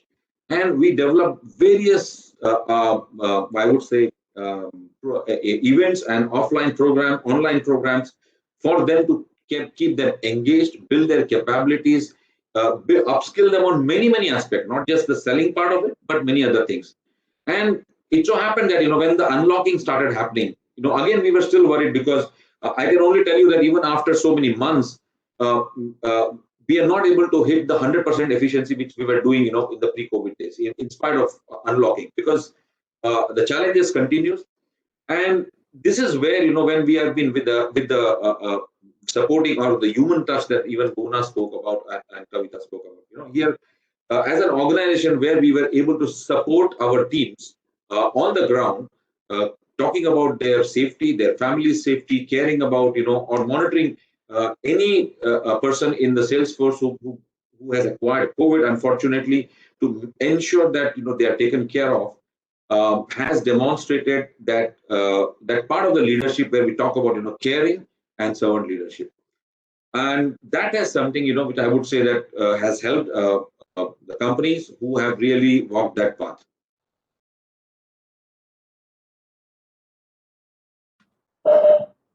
Thank you, Milind. I think the flow, you joined us at the right time when we're talking about the health, and you very well put across that how important is health, and very nice to hear that the work from home was ineffective, especially when you took this medical rep based at home. So that is something really an eye-opening, and you can understand how the leadership is all driven from the top to down to ensure that all the ground staff, everybody gets the support to ensure their safety has been taken care. So I'll come back to you before that. Let me go to Nikhil. Nikhil, you're there? Sure, I'm here. Yeah, thank you, Nikhil. Just that was testing. Yeah, I just want to understand from you, which are the capabilities of high impact leadership are critical for success in corporate India? Because we've all been talking about leadership, but how can this be an impactful leadership to be succeeding in this kind of a corporate India? Could you just share your views on that, please? Yeah, sure. So I guess capabilities of I could just hear an echo of ours. So leadership, I guess we have heard, and I mean capabilities. There are enough books written on it, and maybe I'll share more, Satish, my personal experience. Luckily for me, in my journey and my career of 20 years, I've started with working in a factory, managing a unionized staff, then having an international stint wherein I was managing a cross-functional team in Woolworths, to here in Starbucks, wherein I'm managing a fairly young team, wherein the average age is around 24 to 25 of the whole company. So yeah, I mean, different styles I've gone through, and larger than life leaders, which both the organization, be it Tata's or Starbucks, we hear about Mr. Tata on the Tata side and Howard Schultz, enough written about him, enough written about his leadership styles on the Starbucks side. So, I mean, hearing a lot of this, my personal experience as leaders is what I like to share, has been impactful, at least in my journey so far. First important, I think, is vision, and vision is a combination of both a long-term vision and short-term vision. Uh, my career, I have been associated more with startups. When I was with Woolworths Chroma, it was a startup, and it was very difficult to sell a vision, right? Uh, uh, Managing a company strength wherein maybe you are not sure what will happen to an FDA approvals, to even in Starbucks. I mean, initially there are enough coffee brands we know we have who have failed in India, and here you are trying to lead a team, recruit people. You have to share a vision, and that's more long-term vision where you see the company will go. So I think a long-term vision extremely important, as well as a short-term vision. I'll just give an example of a short-term vision here, joining in the current COVID time. So, what is Starbucks for you? Starbucks is a third place experience, very welcoming. But what happened in COVID times? I mean, we had to ensure that the second level leaders, third level leaders, which is store managers, district managers, you say no to customers once your store is filled. So how do you manage that unwelcoming atmosphere of saying a customer, you know what, can't serve you now, you go back? And that was very important, because what we are driving is that time not a customer service, but that time we're driving at safety. So having that, selling that short-term vision to ensure that your second line, third line manage, extremely important. So I think being a vision is extremely important. Related to vision for me has been communication. Different people, I mean, enough has been said in terms of the north, south, east, west, how people behave differently. But I think you get the communication right, you can speak across channels, you can speak across management levels. Communication is the key, and you in a position to speak to people across channels is extremely important. In a language they understand, and your ability to connect them to the wider vision, extremely important. I think one example which comes to me, and we speak about it enough in Starbucks, is our culture of calling employees partners. So there's a vision, both customer service as well as profitability. Calling partners is in a way empowering them, as also empowering them, as well also connecting them to the wider vision of the company. Empowering again comes to my mind is because each store manager for us is empowered to take a decision. He runs it as its own company, and again, I like to share an experience here is my immersion in Starbucks. Then I had a nice beard. I was carrying a nice beard, and one of the days in my immersion, I had to make a coffee. And the store manager said, "No, you can't go because store rules. You can't wear a beard." And I'm like, "I'm not here. It's just one coffee, which I myself will drink. I mean, why you are creating a ruckus for me?" And he said, "No, I'm the manager here. Can't do is can't do." And I called up the head of operation. He said, "You know what, Nikhil? The better thing for you is drop the immersion program," but he's empowered to take a decision. So I think communication goes with empowerment. How you communicate, how you empower people, extremely important. The third comes to me is bringing teams together. You know, but as you grow leader, you manage different teams, and end of the day, as leaders, also I think we're humans, prone to having bias, and how you embrace diversity, how you embrace people with different thoughts and make them work towards that common vision, extremely important. And inbuilt quality of this, and I think I've kept it as bringing teams together, is your ability to listen. I guess with the kind of, as we grow with the kind of teams we manage, I think we all get into an element of having a single line communication. I think having that patient here is extremely important. And uh, for me, I think again, what I relate is many of our ideas, many of our innovations have come when we have spoken to that barista in a specific store who knew exactly what would work for the company. Hearing to them and coming up with a product innovation is what has given us maximum results, and I can bet any market research would have delivered to us. So I think listening is a art. These are the people who are running businesses in and out. Having a patient, I mean, I've kept it along with bringing things together is being a great listener. Fourth, I have put is empathy and kindness. While I think Tata's as well as Starbucks, be it partner benefits, maybe I won't speak a lot on that. I think enough has been spoken and written both as to the benefits which Starbucks offers, even to partner timers. But I think for me, empathy and kindness has been uh, uh,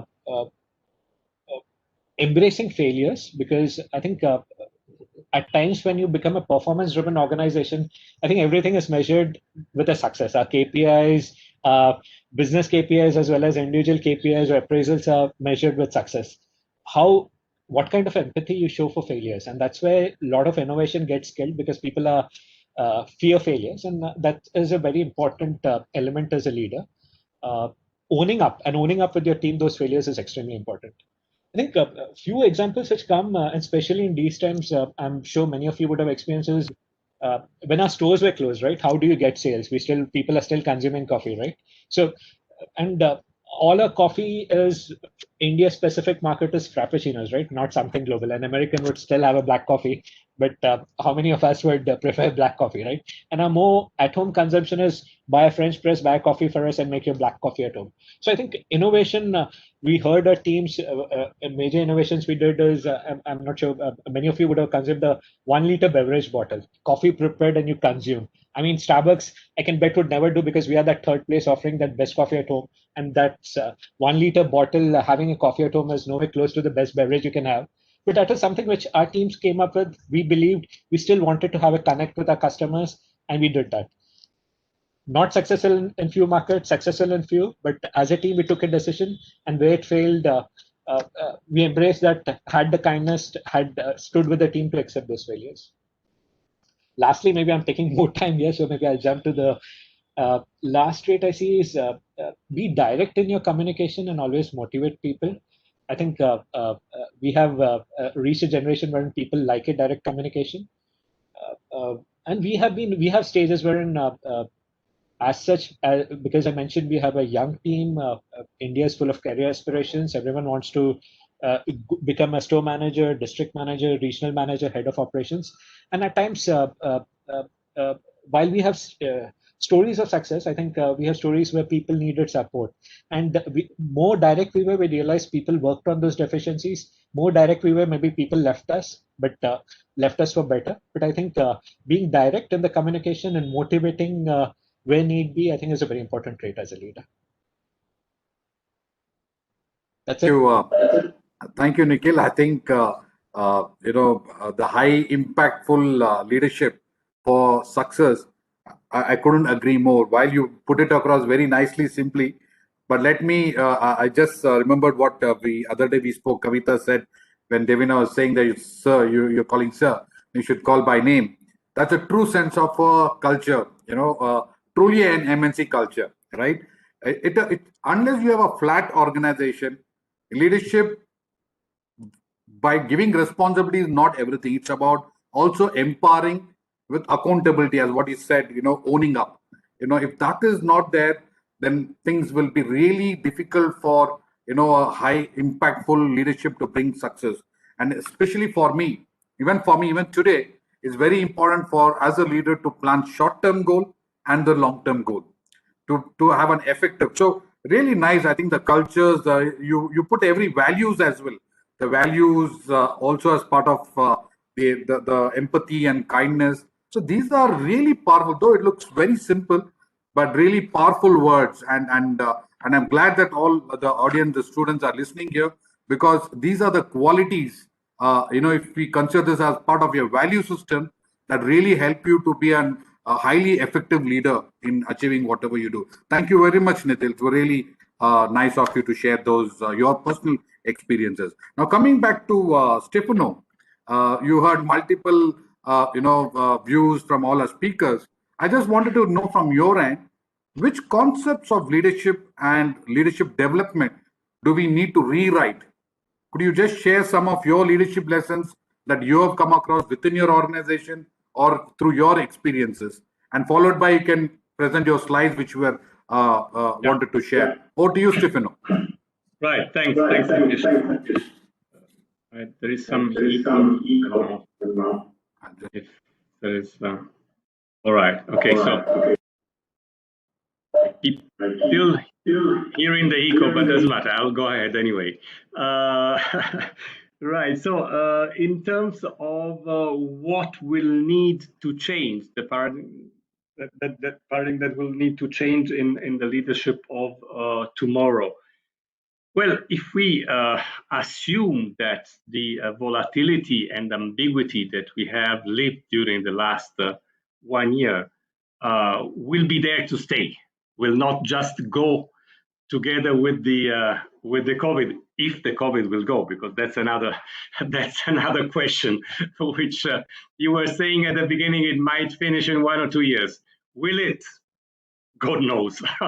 Anyway, let's assume that anyway there will be still this ambiguity for the next few years. So clearly, some of the qualities of the new leaders will be, first of all, master the new technology. As we all know, for the last 1 year, we have all worked in a different way. New technology doesn't mean only do a video call the way we are doing it, or a video conference, but it might be also, for instance, talk to people on a one-to-one through a camera, but talk in the sense that counsel them, coach them, and be with them in the different time, in the difficult times, and so on and so forth. So I would say new knowledge and skill that not all of us still master. Then I would say something that will need also to change, and this has been already mentioned by many of the speaker earlier, like both Kavita and Bhuvna have talked about agility. I would say that the new leader will need to be extremely adaptive. Why that? Well, because the future will be less and less like the past. This is what is going to be realistically. So, in order to face the challenges in the best way, we need to be able to adapt quickly to the changing environment. A third point, I would say, which is extremely important, is the capability of building trust. Not that it was not important before the crisis, but will be even more important in a volatile environment, because people need to have somebody who is their point of reference.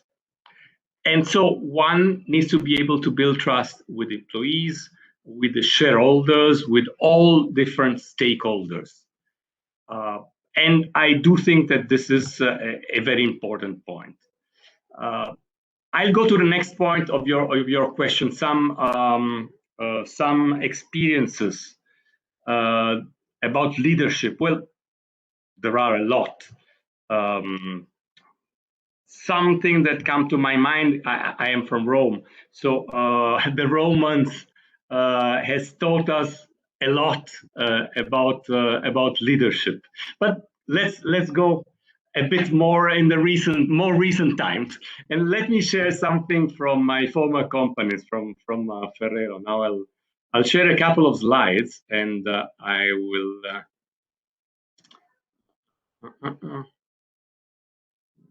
So we have shared the presenter rights. Could you please try sharing the slides? Yes, I am trying to find.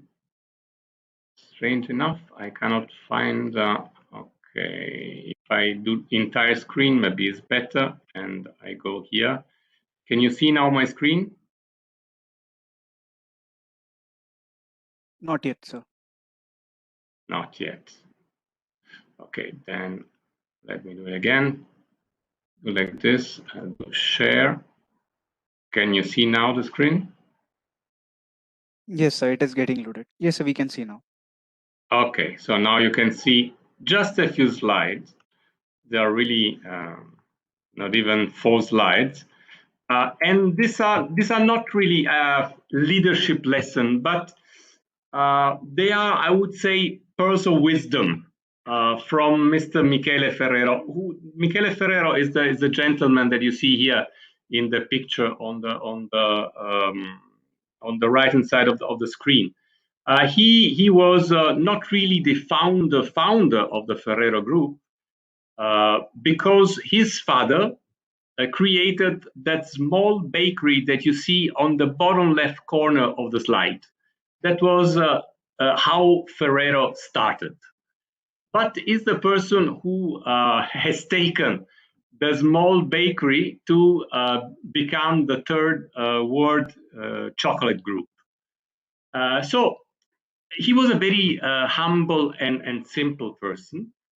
And he used to give his manager some guidelines. So when I'm saying humble and simple, I don't mean that he was not a genius, because he definitely was that, but very, very down to earth. And so, and he used to give this principle to follow while dealing with your stuff. That is how he used to call them. But these were verbal suggestions, never written in a policy or in something which was official. In spite of that, this number of principles still today are on the wall of many of the managers. And this is what I used to have on my wall framed. And there are this so-called staff guidelines. You'll see it in English on the left-hand side, in Italian on the right-hand side. And okay, this is too small to read, so I'll just give you some example of this. And once again, these are not really leadership kind of lesson, but they are really some suggestion in which there is a lot of wisdom, in my opinion. So take clear decision, and when possible, let your staff help you do so. So already here we see how humble this man was. Let your staff help you do so. He was the owner, and still today, Mr. Ferrero is the owner of the group. But that kind of attitude of including everyone in the decision is still there. So then never take decision when you are angry, in a hurry, disappointed, or worried. Rather postpone them until your judgment is not clouded. Or appreciate your people's work whenever possible. Give corrective feedback only when necessary. Take well-timed actions. Too late is just as dangerous as too soon. Admit your mistakes. This is the best way to avoid committing them again. And I would say, last but not least, this is something that he used to repeat quite often. A good leader can make an ordinary person feel like a giant. But a bad leader can transform a giant into a dwarf.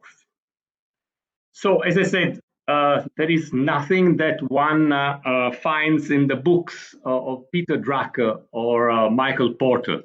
But I would really think that such small kind of suggestion say a lot about leadership. That's what I wanted to share. Thank you, Stefano. I think though it was very simple but very effective. So now let me bring our students back from Rome to India. So it looks like all of them are getting bored by we talking ourselves.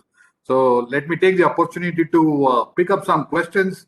What are the audience, the students have sent us across few questions that they would like to know from our co-panelists. So if it is okay, can we? I have a very interesting question for Bhuvna. Bhuvna, you there? Yeah. Yes, I'm sure you love this question.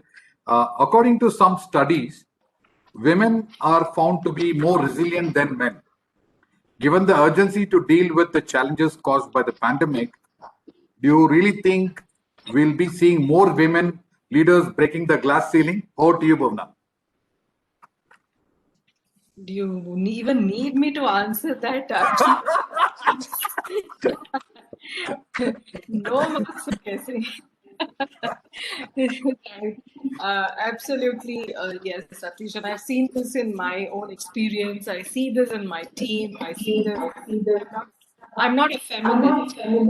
Okay, I want to kind of declare that ahead of time, ahead of what I'm saying, but I believe in feminism. Okay, so that's clear there. But yes, because they come from a very different thinking, and that's exactly why diversity is such a big, huge topic everywhere, in every business, every organization as well, right? They bring that different perspective. They are willing to go beyond.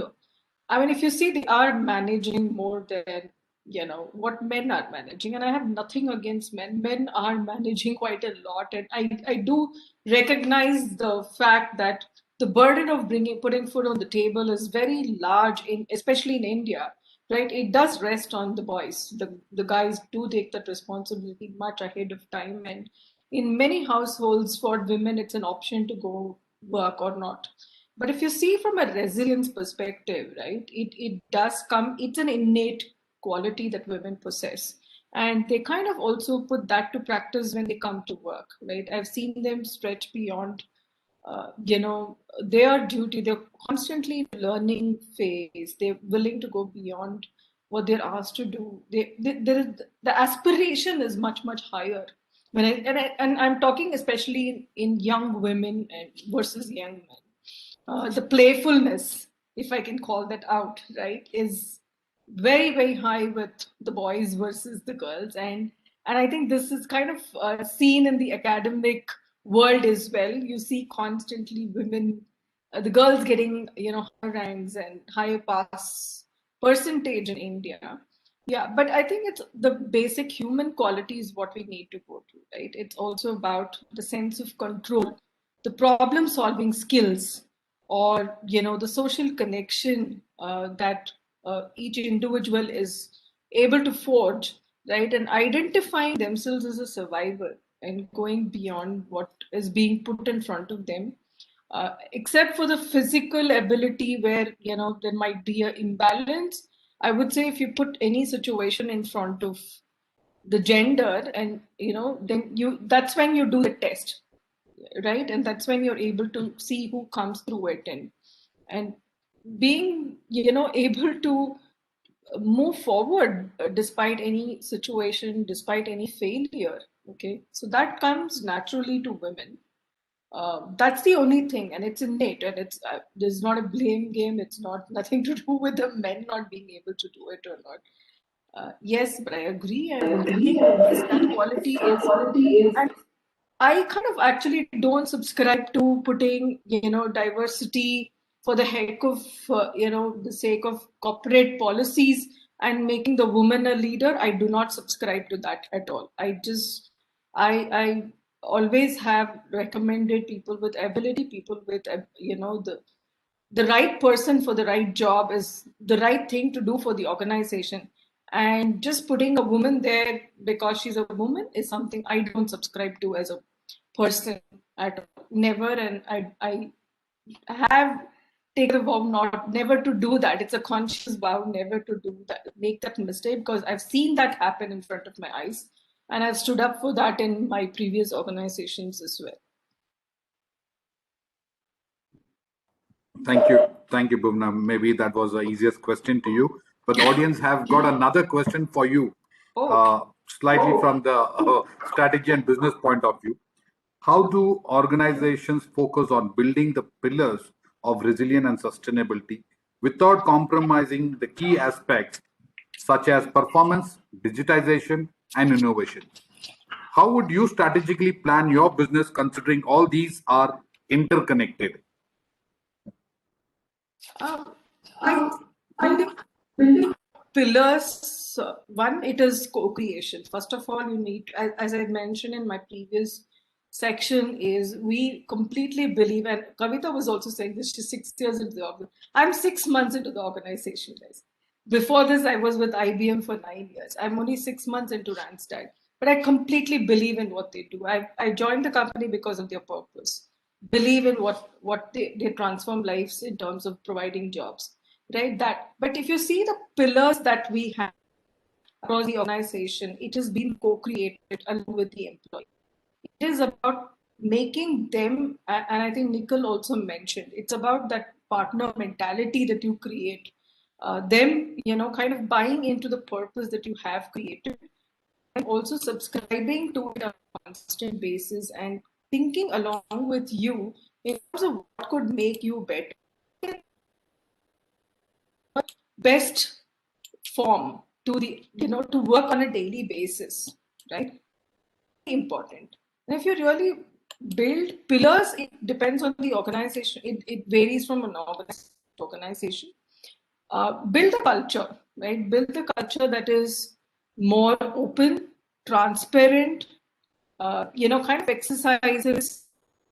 It's a very enabling culture, right? It enables every person and empowers them to take those decisions, and also kind of allows them to make mistakes. I think Professor was saying, like, allowed to make a mistake, of course, and not punish them for it, right? That's definitely one thing.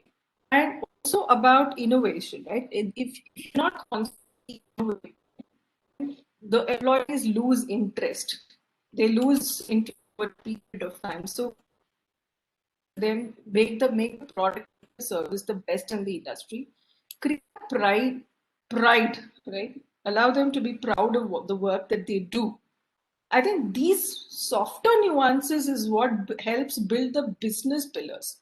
If you don't have this foundation, right, it's really good to, build a great foundation, and on that you're building a structure. But if you want to build a superstructure, right, then you need the softer and the harder aspects to be interwoven together and build that compassion within the organization for what they do.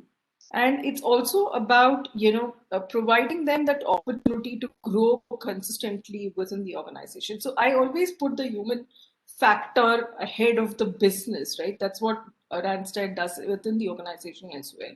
So that has helped us build strong pillars within the business in terms of being the most trusted partner. If you want your employee to go and talk to a client and show a happy face, he has to be happy, right? If you want to drive customer delight within the organization as a culture, you need to have very delighted employees. So that's the pillar that you need to build, business habits. And this is something all of us, whether it is Stefano with Ferrero, or with Nikhil with Starbucks, or Milind with, the healthcare thing, it's all about keeping the pillar of employees very strong and build a business around it. And that also I've seen enables them to constantly look out for opportunities that they can convert to business. When you enable them to, innovate, make mistakes, take those risks, and not penalize them for it. In fact, we have a college program in which we employ 100 people every year, and then 1 year we just allow them to experiment with the organization. That's the culture we have, and then only we put them ahead into any job per se. So that's what I would say helps any business, Satish. I hope I've answered that. No, you've been very nice. You very well articulated, Bhuvna. Thank you very much. I think I have more questions for our speakers, and this one is for Milind. So Milind, out to you. The question from the audience is: what we see today is our highly rigid mindsets, always striving for efficiency and not resilience. And this gets reflected in our decisions, regardless business on personal lives. What are your thoughts on getting our minds aligned more towards being resilient and not just by chasing efficiency-focused business processes? So this question is for Milind from the audience. Okay. So I think there's an echo.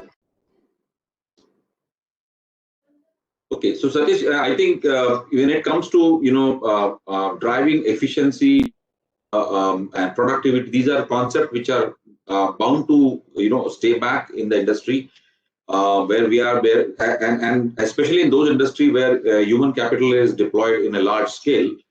these things will continue to be measured in terms of metrics. However, what today many organizations are looking at, and somebody already, one of the panelists said and talked about life and work balance. And today we are talking also about life and work integration. So, it's from, how the concepts are changing from, allowing the employees to have their personal bandwidth also in while they are delivering on companies' objective or the professional output. I think this is certainly making a big change, and companies trying towards, and I think my own experience in PNG here, that we are also striving towards creating that ecosystem where people really enjoy their work because it is well integrated with their personal side, and that is where you start once the employees are enjoying, then you're not talking all the time about only productivity, because employees are loving to come back to work, and therefore they are continuously delivering a higher performance. So I think it stems from the fact that how we are able to integrate these two parts well and allowing that mobility for the employees.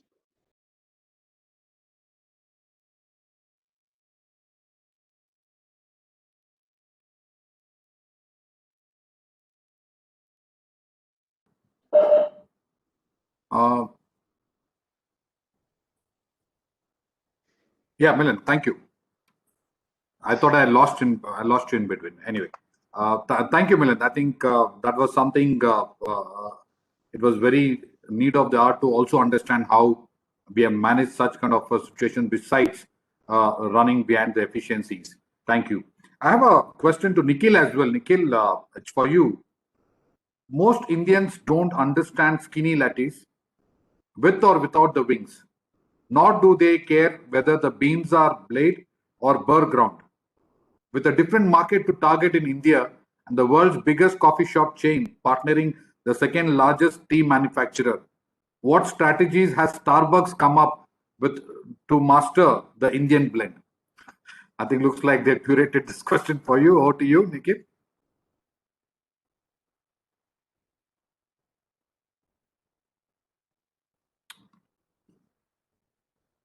Nikhil? Sorry, I was speaking. Okay. You there?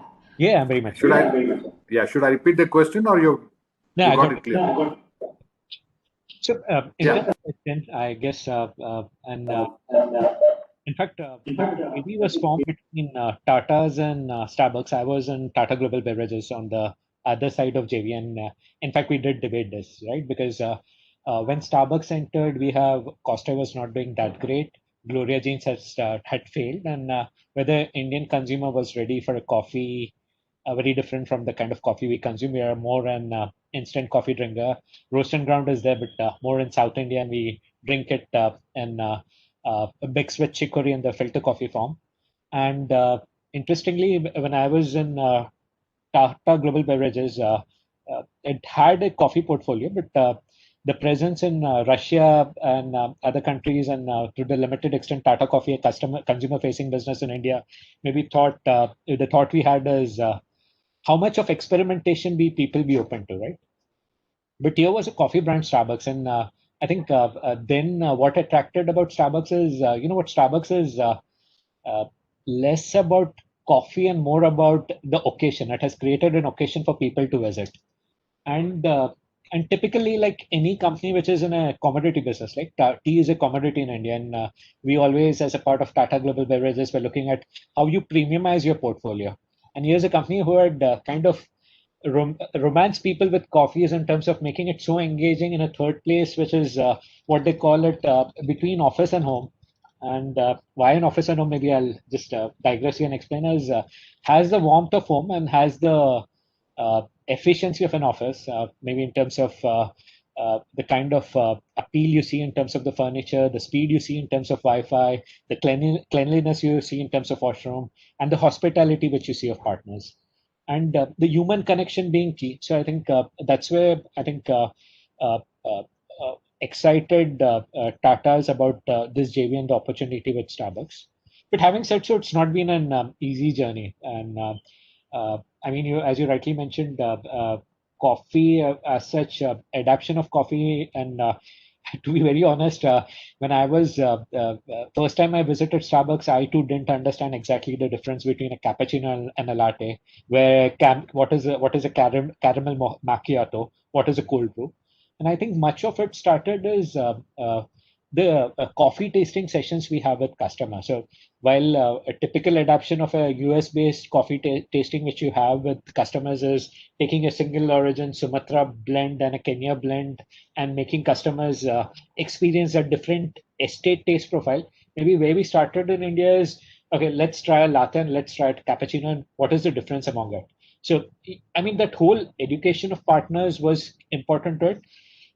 And Metrics which we are measured, and usually this is more an international matrix, as speed of service, right? We want the customers to be serviced immediately. You come to a Starbucks and their whole set of IT investments as well as uh, customer communication so that we can serve you faster. But in India, maybe we put the matrix at the back burner. I think it was more important to engage with the customer at the pause. So most of the times, and this is me also managing queues when we had these 100 rupee beverage day, 150 rupee beverage day, wherein you have huge queues. And as leadership team, our task is don't interfere with the store manager, go and manage the queues. And interestingly, these are first time customers, and the immediate question comes: do you serve cold coffee? Do you serve coffee with an ice cream? And that's where the whole communication starts. What coffee you like? You know what, Nescafe cold. Why don't you try a frappuccino? But you know what, I like the ice cream flavor. Why don't you ask for a whipped cream? So I guess these are the kind of engagements which were important, and people finally discovered what they like. And also, time and again, do those sampling sessions, coffee tasting sessions, food tasting sessions, so that people can relate to a taste, identify the taste. It's more about engagement, right? I mean, you've offered them a place, an opportunity to come. Then how do you create those occasions of engagement? Other part, and I think common to all of us is we love food, right? So, different thing about Starbucks in India is food is around 20% plus of our top line. Very unique. I guess nowhere internationally food contributes so much to the top line. It's unique to India because we like our food, and for us, while coffee is something which is core. Coffee is something which people, there's a Starbucks experience which you can't taper with. But food has always been a free ground, right? And right from food innovations to the very recent a whole menu being offered by Sanjeev Kapoor, it's always catering to the Indian palate. So I guess where you can play around, make it exciting. Uh, Coffee, ensure that you cultivate and create those experiences, and of course, continue to invest in the warmth. And to be very honest, I mean, I'm wearing the CFO hat, and many a times you had that financial decision, right? Saying that, you know what, do you want to invest this amount in a store capex? And I mean, we spend a fortune in a store capex, and it's always been that, you know what, a Starbucks experience is creating that warmth, creating that grand ambience for people to come and experience. Let people not use the Wi-Fi now, but this is our offering, and let people adapt to the offering. So uh, maybe as a CFO, I would have kept the financial metrics behind, but we wanted people to experience Starbucks. And I guess when people are coming, they want an international experience, and we wanted to ensure that we cultivate that international experience. And where experimentation is needed, as I mentioned on food, we do enough experimentations. Thank you, Nikhil. Thank you very much for giving us such a wide views about what you feel. In fact, for me, even today, gone are those days of co-workings. Today, you see co-working is the trend everywhere. But for me, Starbucks was the co-working always. Not just about the coffee, there's beyond. There's many other. Thank you, Nikhil. So, coming to Stefano, this question is for you from the audience. Considering the exponential rise in work from home, necessitating the need for remote workplace hosted on cloud servers, do you think that it will increase the carbon print of the organization, or will it be offset by the traffic reduction in home to office travel? How can organizational leadership combat the sustainability challenges? I don't know who has the answer to this question. So, clearly, one thing that I can say is that now looking back at Ferrero once again, we have an office here in Pune, which is on a full floor in a building which is in a part of the city where there are a lot of offices. During the COVID, I was one of the few people who kept on going to office. Usually, it was me and the CFO working there. But after working for so long at home, we also had started thinking, what's the point of having such a huge office when if we used to be 150 in that office, maybe in future we could be 30, 40 at a time. And so we had thought, okay, what do we do with this? Should we do away with the office completely, or should we think about some alternate solution? And one of the possible solution was, well, let's keep a part of it, and the rest we will give it away, or we will sublease, or we'll do something like this. So it is clear that in future there will be, in my opinion, it won't be completely an absence of going to office. There will still be some places where people need to meet, maybe once in a while, not every day like it used to be earlier. Now, how much the carbon footprint will be reduced by staying home and increase in some other way, frankly, I don't have the capability of estimating this. But if I look at what happened in the past, certainly there has been a lot of progress in terms of clean air and a different kind of environment. So I remember to have read at a certain moment that from Delhi one could see the mountain, which I mean Delhi, particularly in some months, it's completely surrounded by fog, pollution, and all the rest. So looking at the positive aspect of what we have lived, so that was certainly something really unexpected and very pleasant that we had the possibility of experiencing.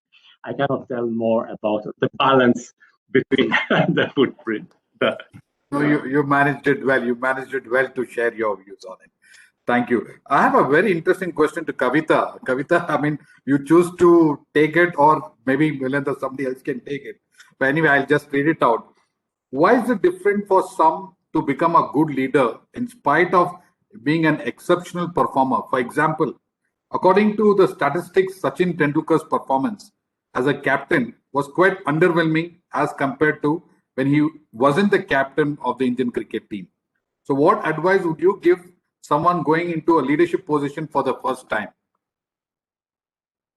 I think, when you go into a leadership position for the first time, you think you're going into a leadership position for the first time, but you're playing that role all your life, right? So you can be in an organizational context and be a leader, but there's a lot of actions that get imbibed on just because by the steps that you take. You might not necessarily have to have a set of team players reporting into you saying, hey, you're a great boss and you told us to do this, and we went and became great leaders. Just your own actions and what you do would inspire or put a lot of despair for others, but it would still make an impact on a lot of people, directly or indirectly.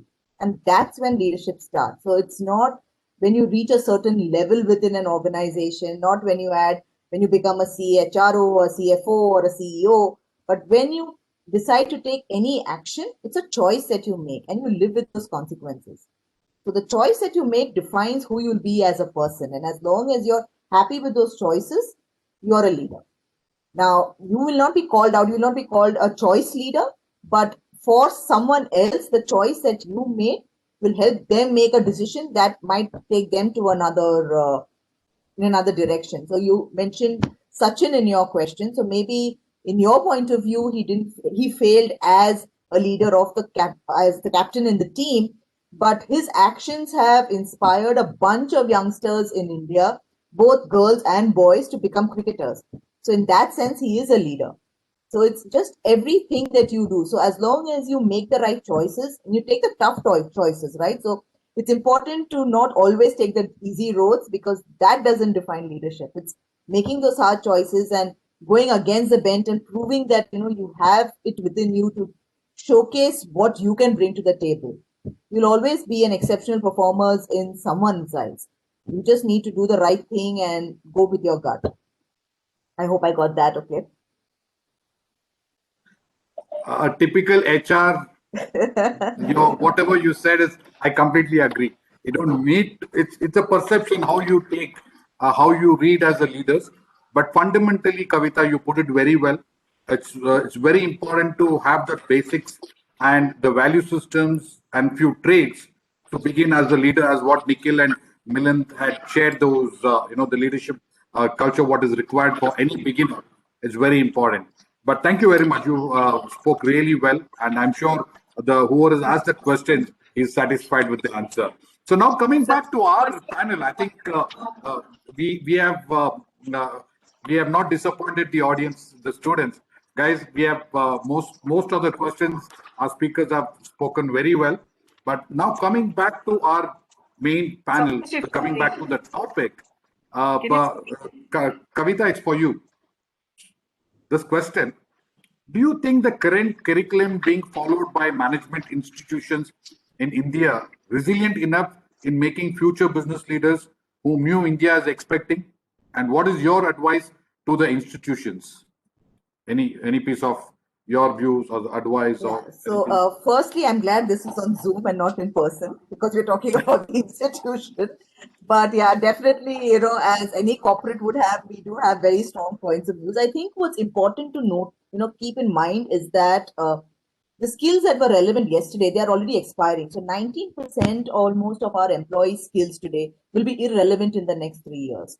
And today's skills are, evolving, and almost 39% of the employees will agree that the skills are continuously changing. And if we look at tomorrow's skills, they're still emerging. We are throwing darts in the dark and hoping that big data and decision making and all of that are going to be the big skills of the future, but we don't really know.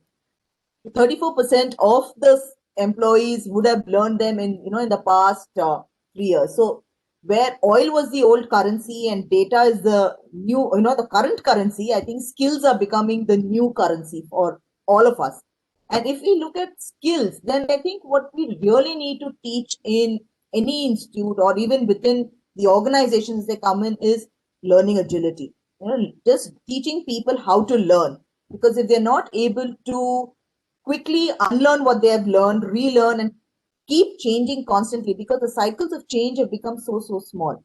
We don't have the luxury anymore where you could do a pilot, check how it works out, and then decide whether you want to go and train everybody, get feedback, and then launch.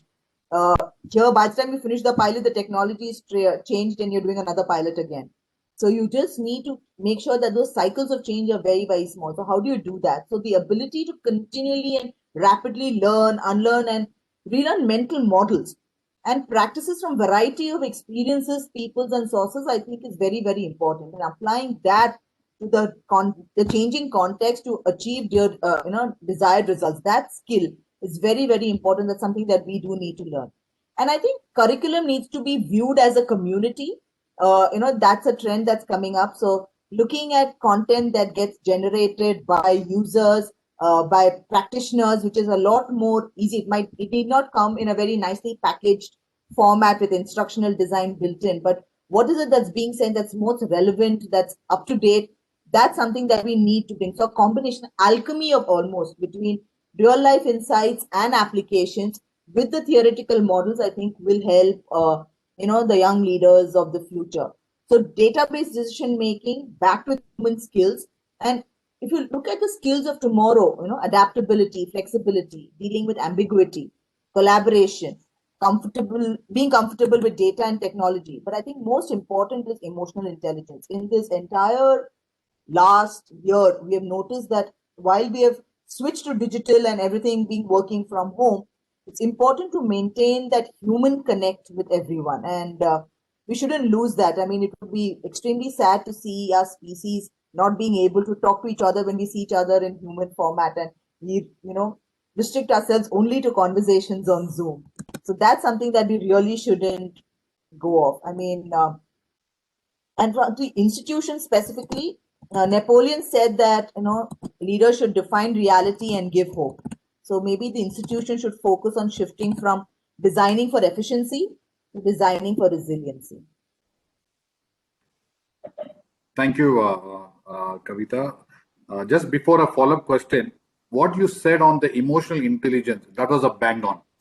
Today, we all are talking about future of technology, AI, machine learning, intelligent as a tool, robots. The transformation is happening, no doubt about it. But ultimately, if everything goes as an innovation, everything goes into a digitization, the only thing which is left with humans is emotional.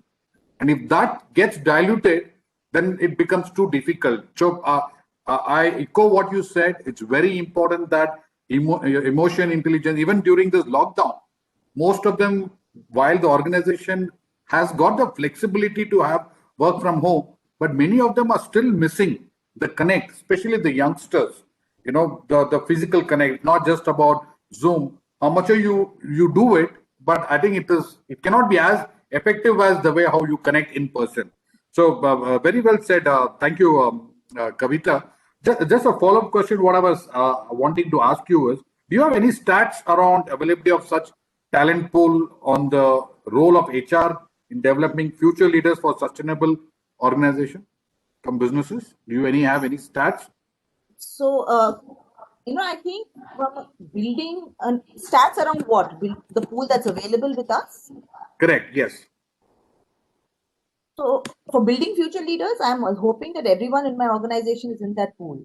Otherwise, I really need to find a new role, right? So, when we look at it, I think what's important is that as HR, it's important for us to create frameworks that will allow people to figure out what is it that makes most sense for them. I think the days are gone where you really define saying this is what will define you as a leader, and hence here is a 3-day program where you go through these skills, and if you apply these 3 models, you will become a great leader. I think what's important is to create a framework and provide enough of support for people in the form of mentoring, coaching, available visibility to the organization, access to projects where they can bring in their ideas, the freedom to try and fail. I think that's extremely important to be built as a culture within the organization as well. So you can only how do you, as an individual, allow that person to make an impact to the client, to the organization. So, for example, in UST, we have a program called UST Aspire, which is a year-long program which we run for our emerging talent, and it's open. It's by self-nomination. They have to go through a rigorous process. They almost have to create, signature statements as to why they deserve to be part of the program. But for 1 year, they're pulled out of their regular roles, and they are literally given various senior leaders to, shadow, mentor. There's reverse mentoring that takes place, projects that they have to be part of, real life business problems that they have to be engaged with, something that they wouldn't see in their normal track for at least the next 10 or 15 years if they go by that hierarchy. But by the end of the program, they go through so many life-changing experiences that you're able to then create this sudden pool of young, creative people who are able to take on very senior roles with, the trajectory is very, very quick. And even if they're not able to cope, they still know that, that's what we need to do to succeed. And then they become role models for the remaining kids within the organization. So I think taking steps like that are extremely important for us to develop future leaders. But I think what's most important is that we don't compartmentalize and say that, this is what defines a good leader or not. And for the students, I mean, once you're here, make the most out of it. Once you're out of campus and you hit the corporate, where you are right now will give you a huge impetus into the corporate space. You'll get a huge step up the ladder, but then it's a level playing field. So you need to really, bring your true game over there and see how is it that you can take it to the next level. And that's where your attitude, your determination, and your humility will really help you succeed. Thank you, Kavita. In fact, some of the organization, including my organization, what we do is during as part of the goals, we do have some kind of a benchmark as a percentage that we need to identify something like HIPPO, the high performing talents, for so that every staff he gets an opportunity to have a succession plan, and that percentage of the HIPPO is being identified by an HR and the business, so that in that way we have instead of going to an external, we develop internal leaders. So that's the kind of. Satish, I just want to add on, since you brought up the hypo, what we try and do at UST is that HR and the business leader don't decide the hypo model. It's kept to the employee. So they go through a series of assessments and conversations where there are multiple inputs provided to them, and it's almost like a continuous leaderboard that takes place where they are able to be, depending on what percentile their score is, they go into a particular model. So they become a hypo in quarter one. Then they know that this is what they need to do to sustain themselves in that hypo bracket, and the others also get continuous feedback on what is it that they can do to go and displace those people and take on those roles. So it's almost employee driven in that sense. Thanks, Kavita. Coming back to Milind, sorry, kept on waiting, but a very tough question to you, where everybody wanted to know, what are the main challenges in this journey of leadership development for youngsters? Could you highlight them? What are those, and how it can be handled? And maybe I will restrict my comments in the healthcare domain because what I'm seeing is the tech companies are having a different journey and a different leadership graph altogether. But typically in a healthcare company or these kind of companies where you have a consumer interface or the little more traditional, I would say. What I would say is in terms of the leadership, it's important to grind yourself into some of the roles as it comes your way, and also I will echo some of the points which was earlier said. Demonstrating that adaptability and an agility.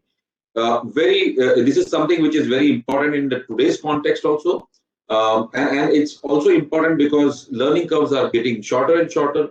You need to demonstrate your capabilities faster, and so that you are into the groove and moving forward much better and faster. So I think this is something which would certainly be an ask as far as our kind of traditional industry is concerned.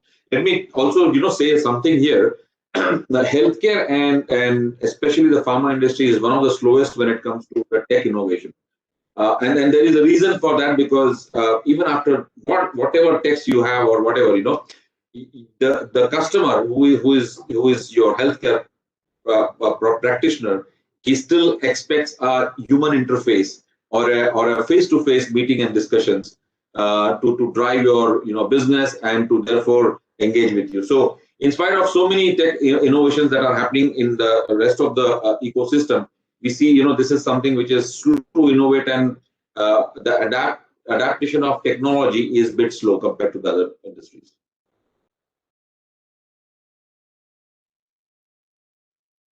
You're mute.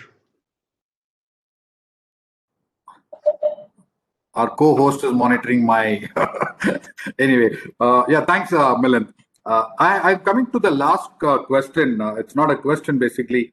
What will be your key message to the young leaders? Your final thoughts, and then we have another 5 minutes, and then if there's any questions from the audience, we'll take it. If not, we'll sum it up. Over to you. This is for all of you. Your final comments, a key message to the young leaders.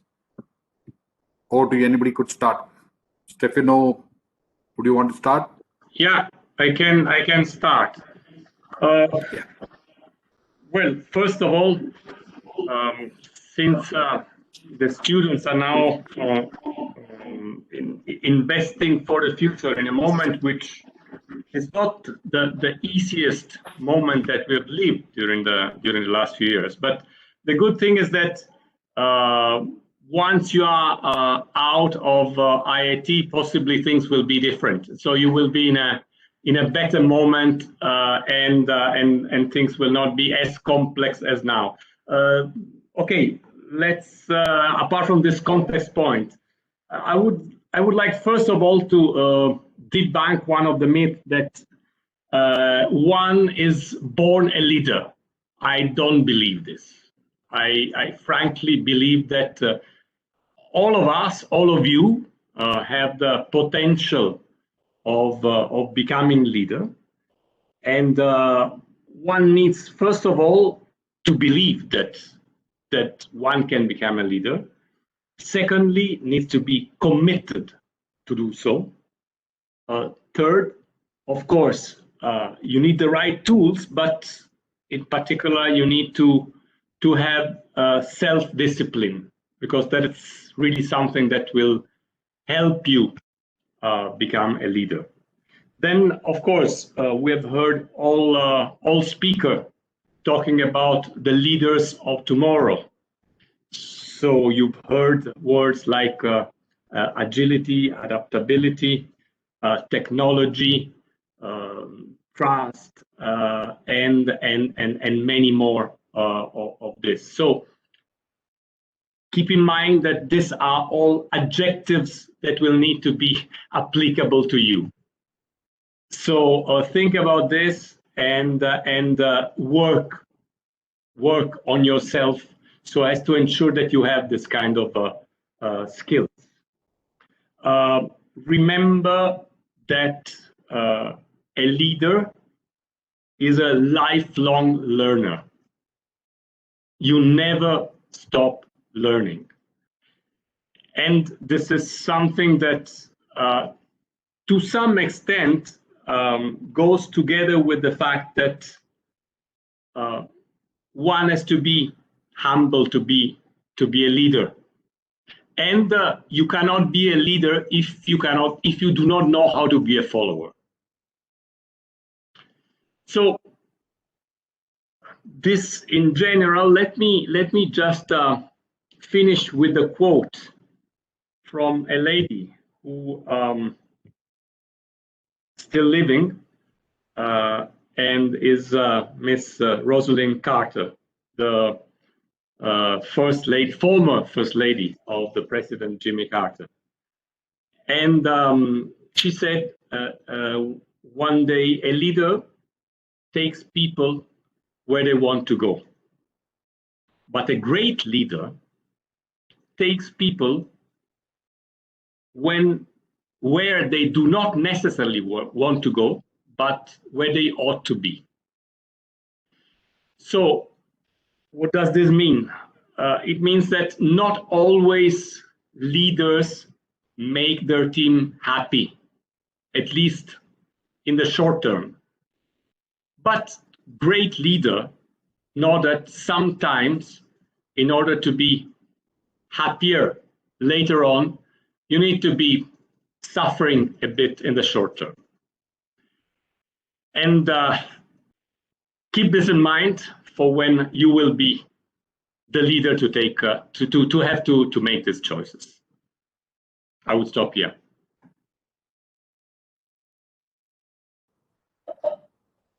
Thanks, Stephanie. Any other speakers? Anybody? Nikhil, you have any last message? The key message that you want to share to the students here? Kavita, anybody? Yeah. Maybe, Satish, I would want to just share a few thoughts here. When in the leadership journey, and my I would say humble submission to all these August gathering here, the youngsters, is as you rise in your leadership journey, always continue to surround yourself with people who are really better than you, because that is one way to really boost your own performance, and also a great way to learn for yourself. So that is one aspect I would say.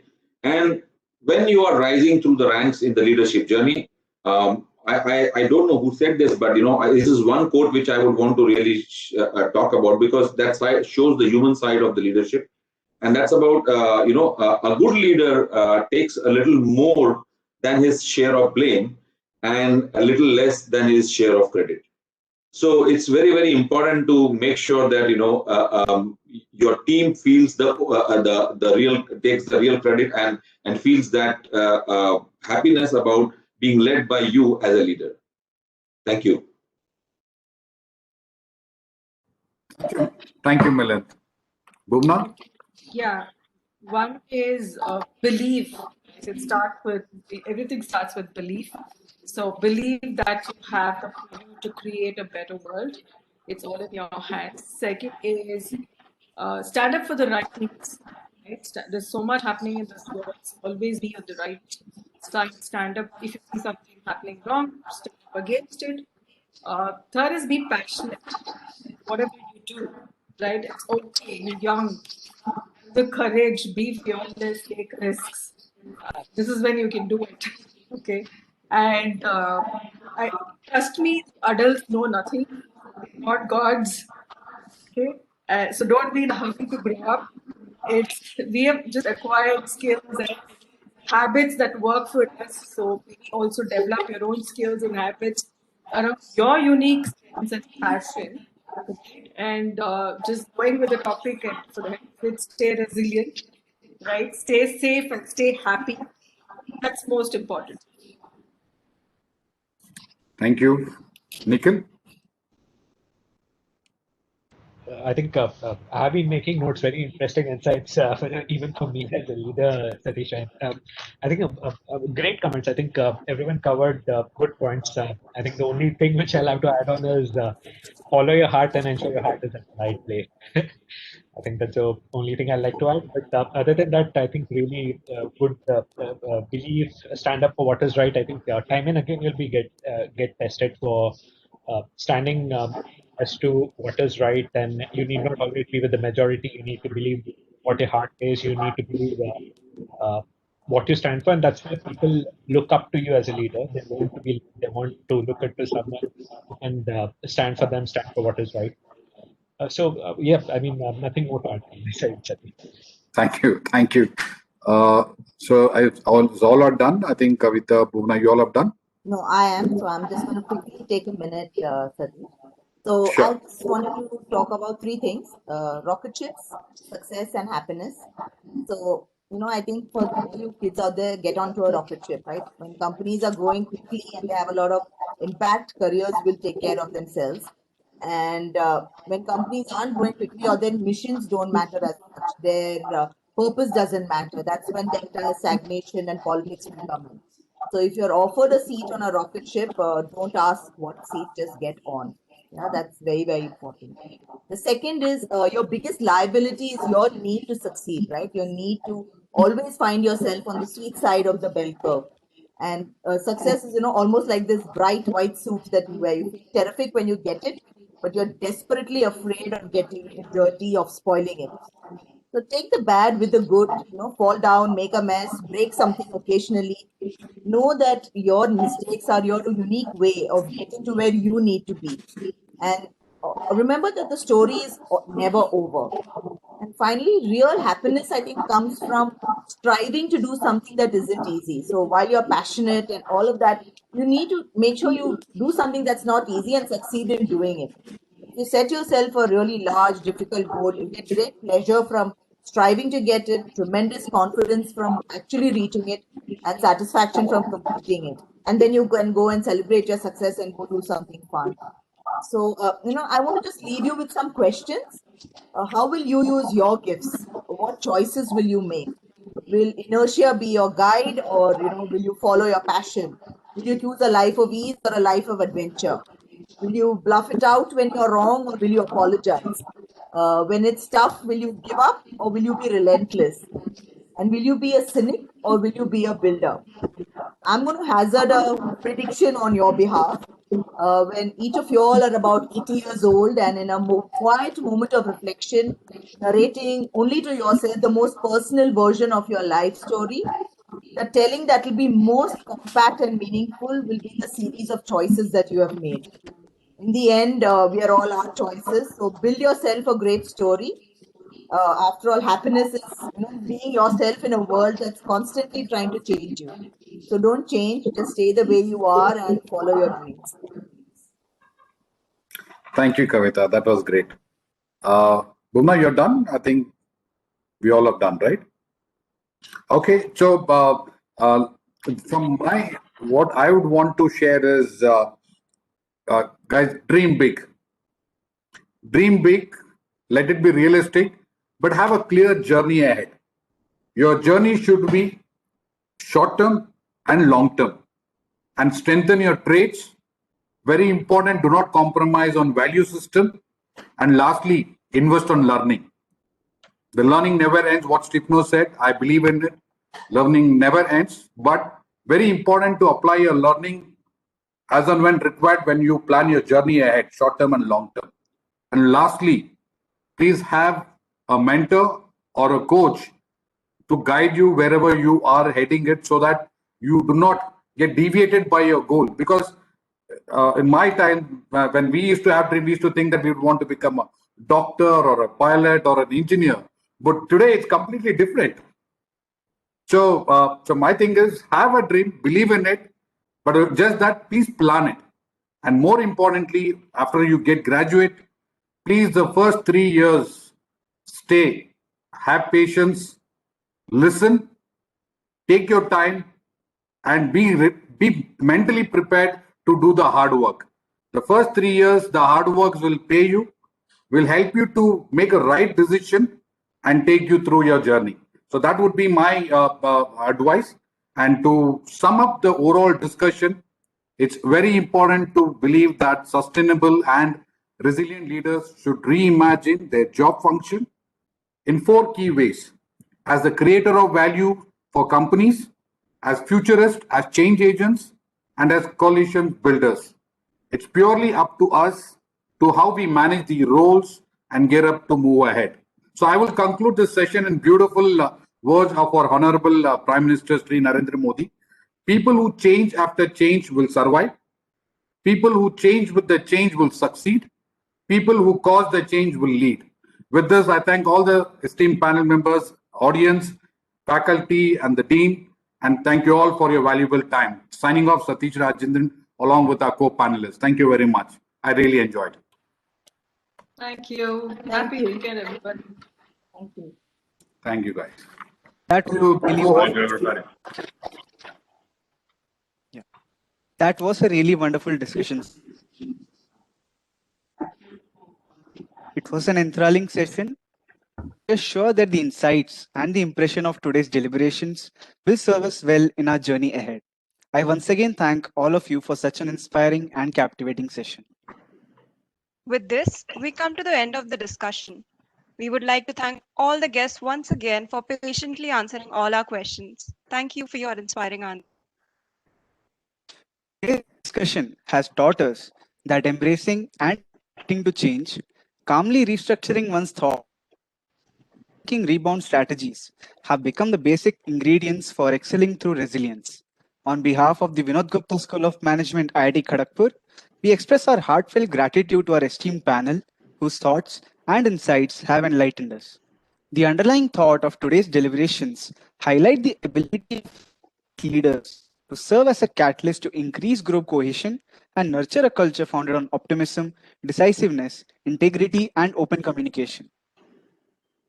We are also thankful to our respected Dean, Professor Pradeep Kumar Ray, and all our faculty members for their presence and unwavering support. Finally, we would like to thank our lively audience, without whom Leadership Summit 2021 would not have been possible. We truly appreciate your enthusiastic participation. Concluding the day's proceedings, we once again thank you all for taking your Saturday afternoon off to be a part of this momentous occasion. Today, we sign off on an ambitious note and promise to keep presenting you with new and diverse perspectives. Have a wonderful evening, ladies and gentlemen. Students, you're requested to lead the session. Respected panelists and faculty members, we will now move forward for the post-event proceedings. We request you to kindly stay back while the students exit.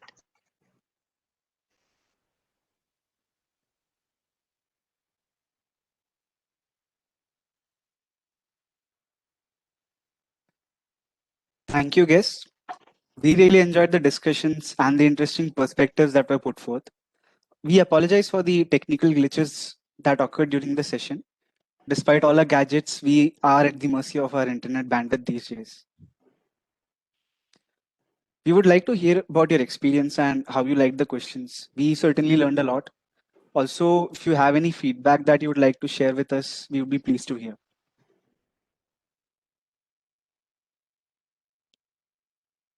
Jaydev, we learned a lot too. At least I can speak for myself, not just from the other panelists, but the thought that each of the students put in the questions that got posed to us. So clearly, they had put in a lot of thought into what was being asked and the direction that they wanted to take as a career. So that's heartening to listen. But it was fun to be part of a engaging afternoon. I have a suggestion. Could somebody, to some extent, summarize what has been said today and send it to all of us? I think that's it. Is a way of not only learning by hearing, but having something black and white that one can read and keep for the future. Sure, sir, that can be done. We'll send it over to you. Thanks.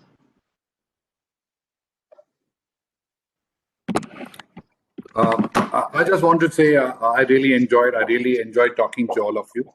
And I must say, the way how you guys have planned the entire event, except for the technology glitches, that's something not in our hands. As you said, the mercy of the IT. But rest, I must really compliment all of your coordinators who were involved in putting across this show.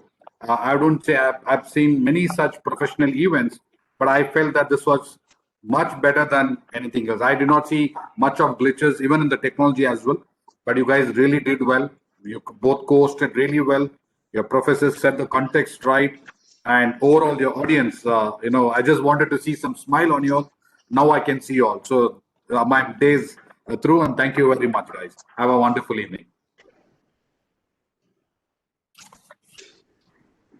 I also found the session very, very engaging, very interesting, and some good questions were put up to the panelists. Thank you, students, to really think through those questions.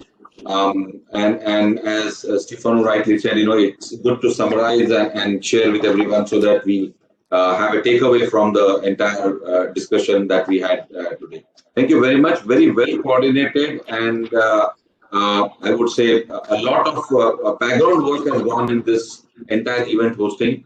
So thanks to the entire team who have been working behind the scenes. Thank you very much. Thank you, guys. Same here, guys. Saturday well spent, I would say. And two things that make a panel a success: one is the moderator and the audience, right? The panel is yes, it gets selected, and there's a lot of preparation that goes into this. And Satish was really well moderated, I should say, and to bring not just the panelists, but also kept the students engaged and getting the interaction going from their questions. Really enjoyed it and learned quite a lot from all of you as well. Thank you, and all the very best to all of you. Thank you. Thank you, guys, for sharing your experiences. Now we can proceed forward to faculty interaction. Faculty members to kindly commence the interaction.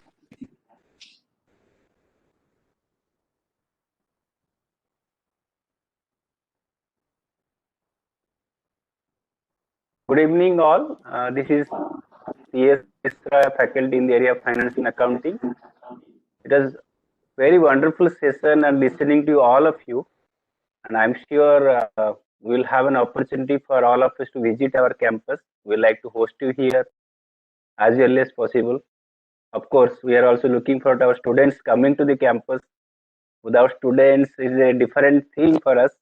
We are also having different types of, we can say that we have also developed some resilience, some innovations, some teaching techniques, how to keep students engaged. So that's what when we're listening to the all of your views, we are also trying to relate how are we are managing. So it's very wonderful listening to you all.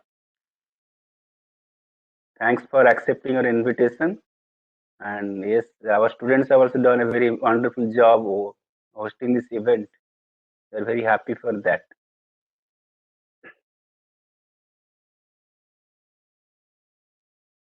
Thank you, sir. Faculties, you share your experience on how the panel discussion went.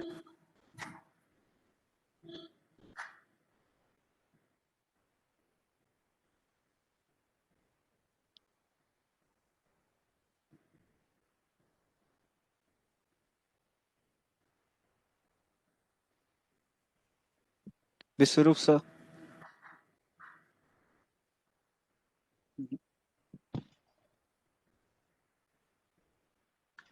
Yeah, good evening, and thank you very much to all of you who had accepted our invitation and participated in this wonderful discussion. And I'm extremely happy, and also everyone in the panel has contributed so nicely. So I'm sure we, the all faculty, as well as all our students, will be extremely beneficial. I'm Biswarup. I teach marketing here. I am an alum of IIT Kharagpur and worked around 30 years in the industry, and again joined back as a faculty here after completion of my industrial career. So while I was going through the discussion, a lot of things came, as I also belong like you from the industry and spent many years. So a lot of things were very, very exciting. And honestly speaking, please, heartiest congratulations to all of you for such a wonderful discussion.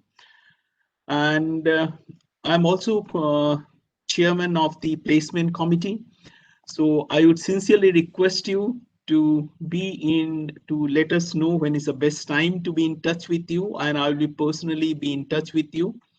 And I'm sure you will get very, very good quality students from here. And you can see the recruiters who had come in the past and continuously recruiting, the companies like Pricewaterhouse or the companies like Deloitte or IBM and so many big, large corporations. They are coming, and also from the analytics field, also from the finance sector, and also the Amazons. They are all coming to our institute. They are very happy with the performance of our alums.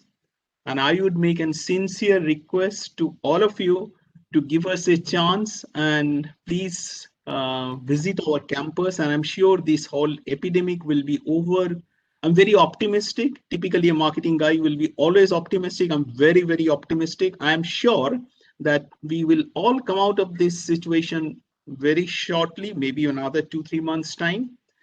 And I'd be sincerely requesting you to visit our campus, meet with us, because seeing is believing, I believe. Okay, all the best, and thanks a lot for coming. Thank you very much. Thank you, sir. If any other faculty members would like to add anything.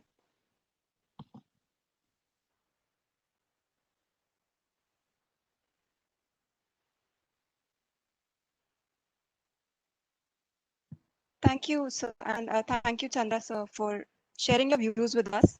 It was really wonderful listening to you, and we also thank our dean for being a part of the event. Once again, we want to thank all the guests for this riveting session. Hope that this is the beginning of a deeper relationship with you and your organizations. We also hope to see you all on campus sometime soon. Thank you, everyone. Thank you. Bye-bye. Take care. Thank you. Thank you very much. Thank you, everyone. Hope you have a wonderful Bye. day. All the best. Bye-bye. Take care. Thank you. Thanks a lot. Thank you. Thank you, ma'am.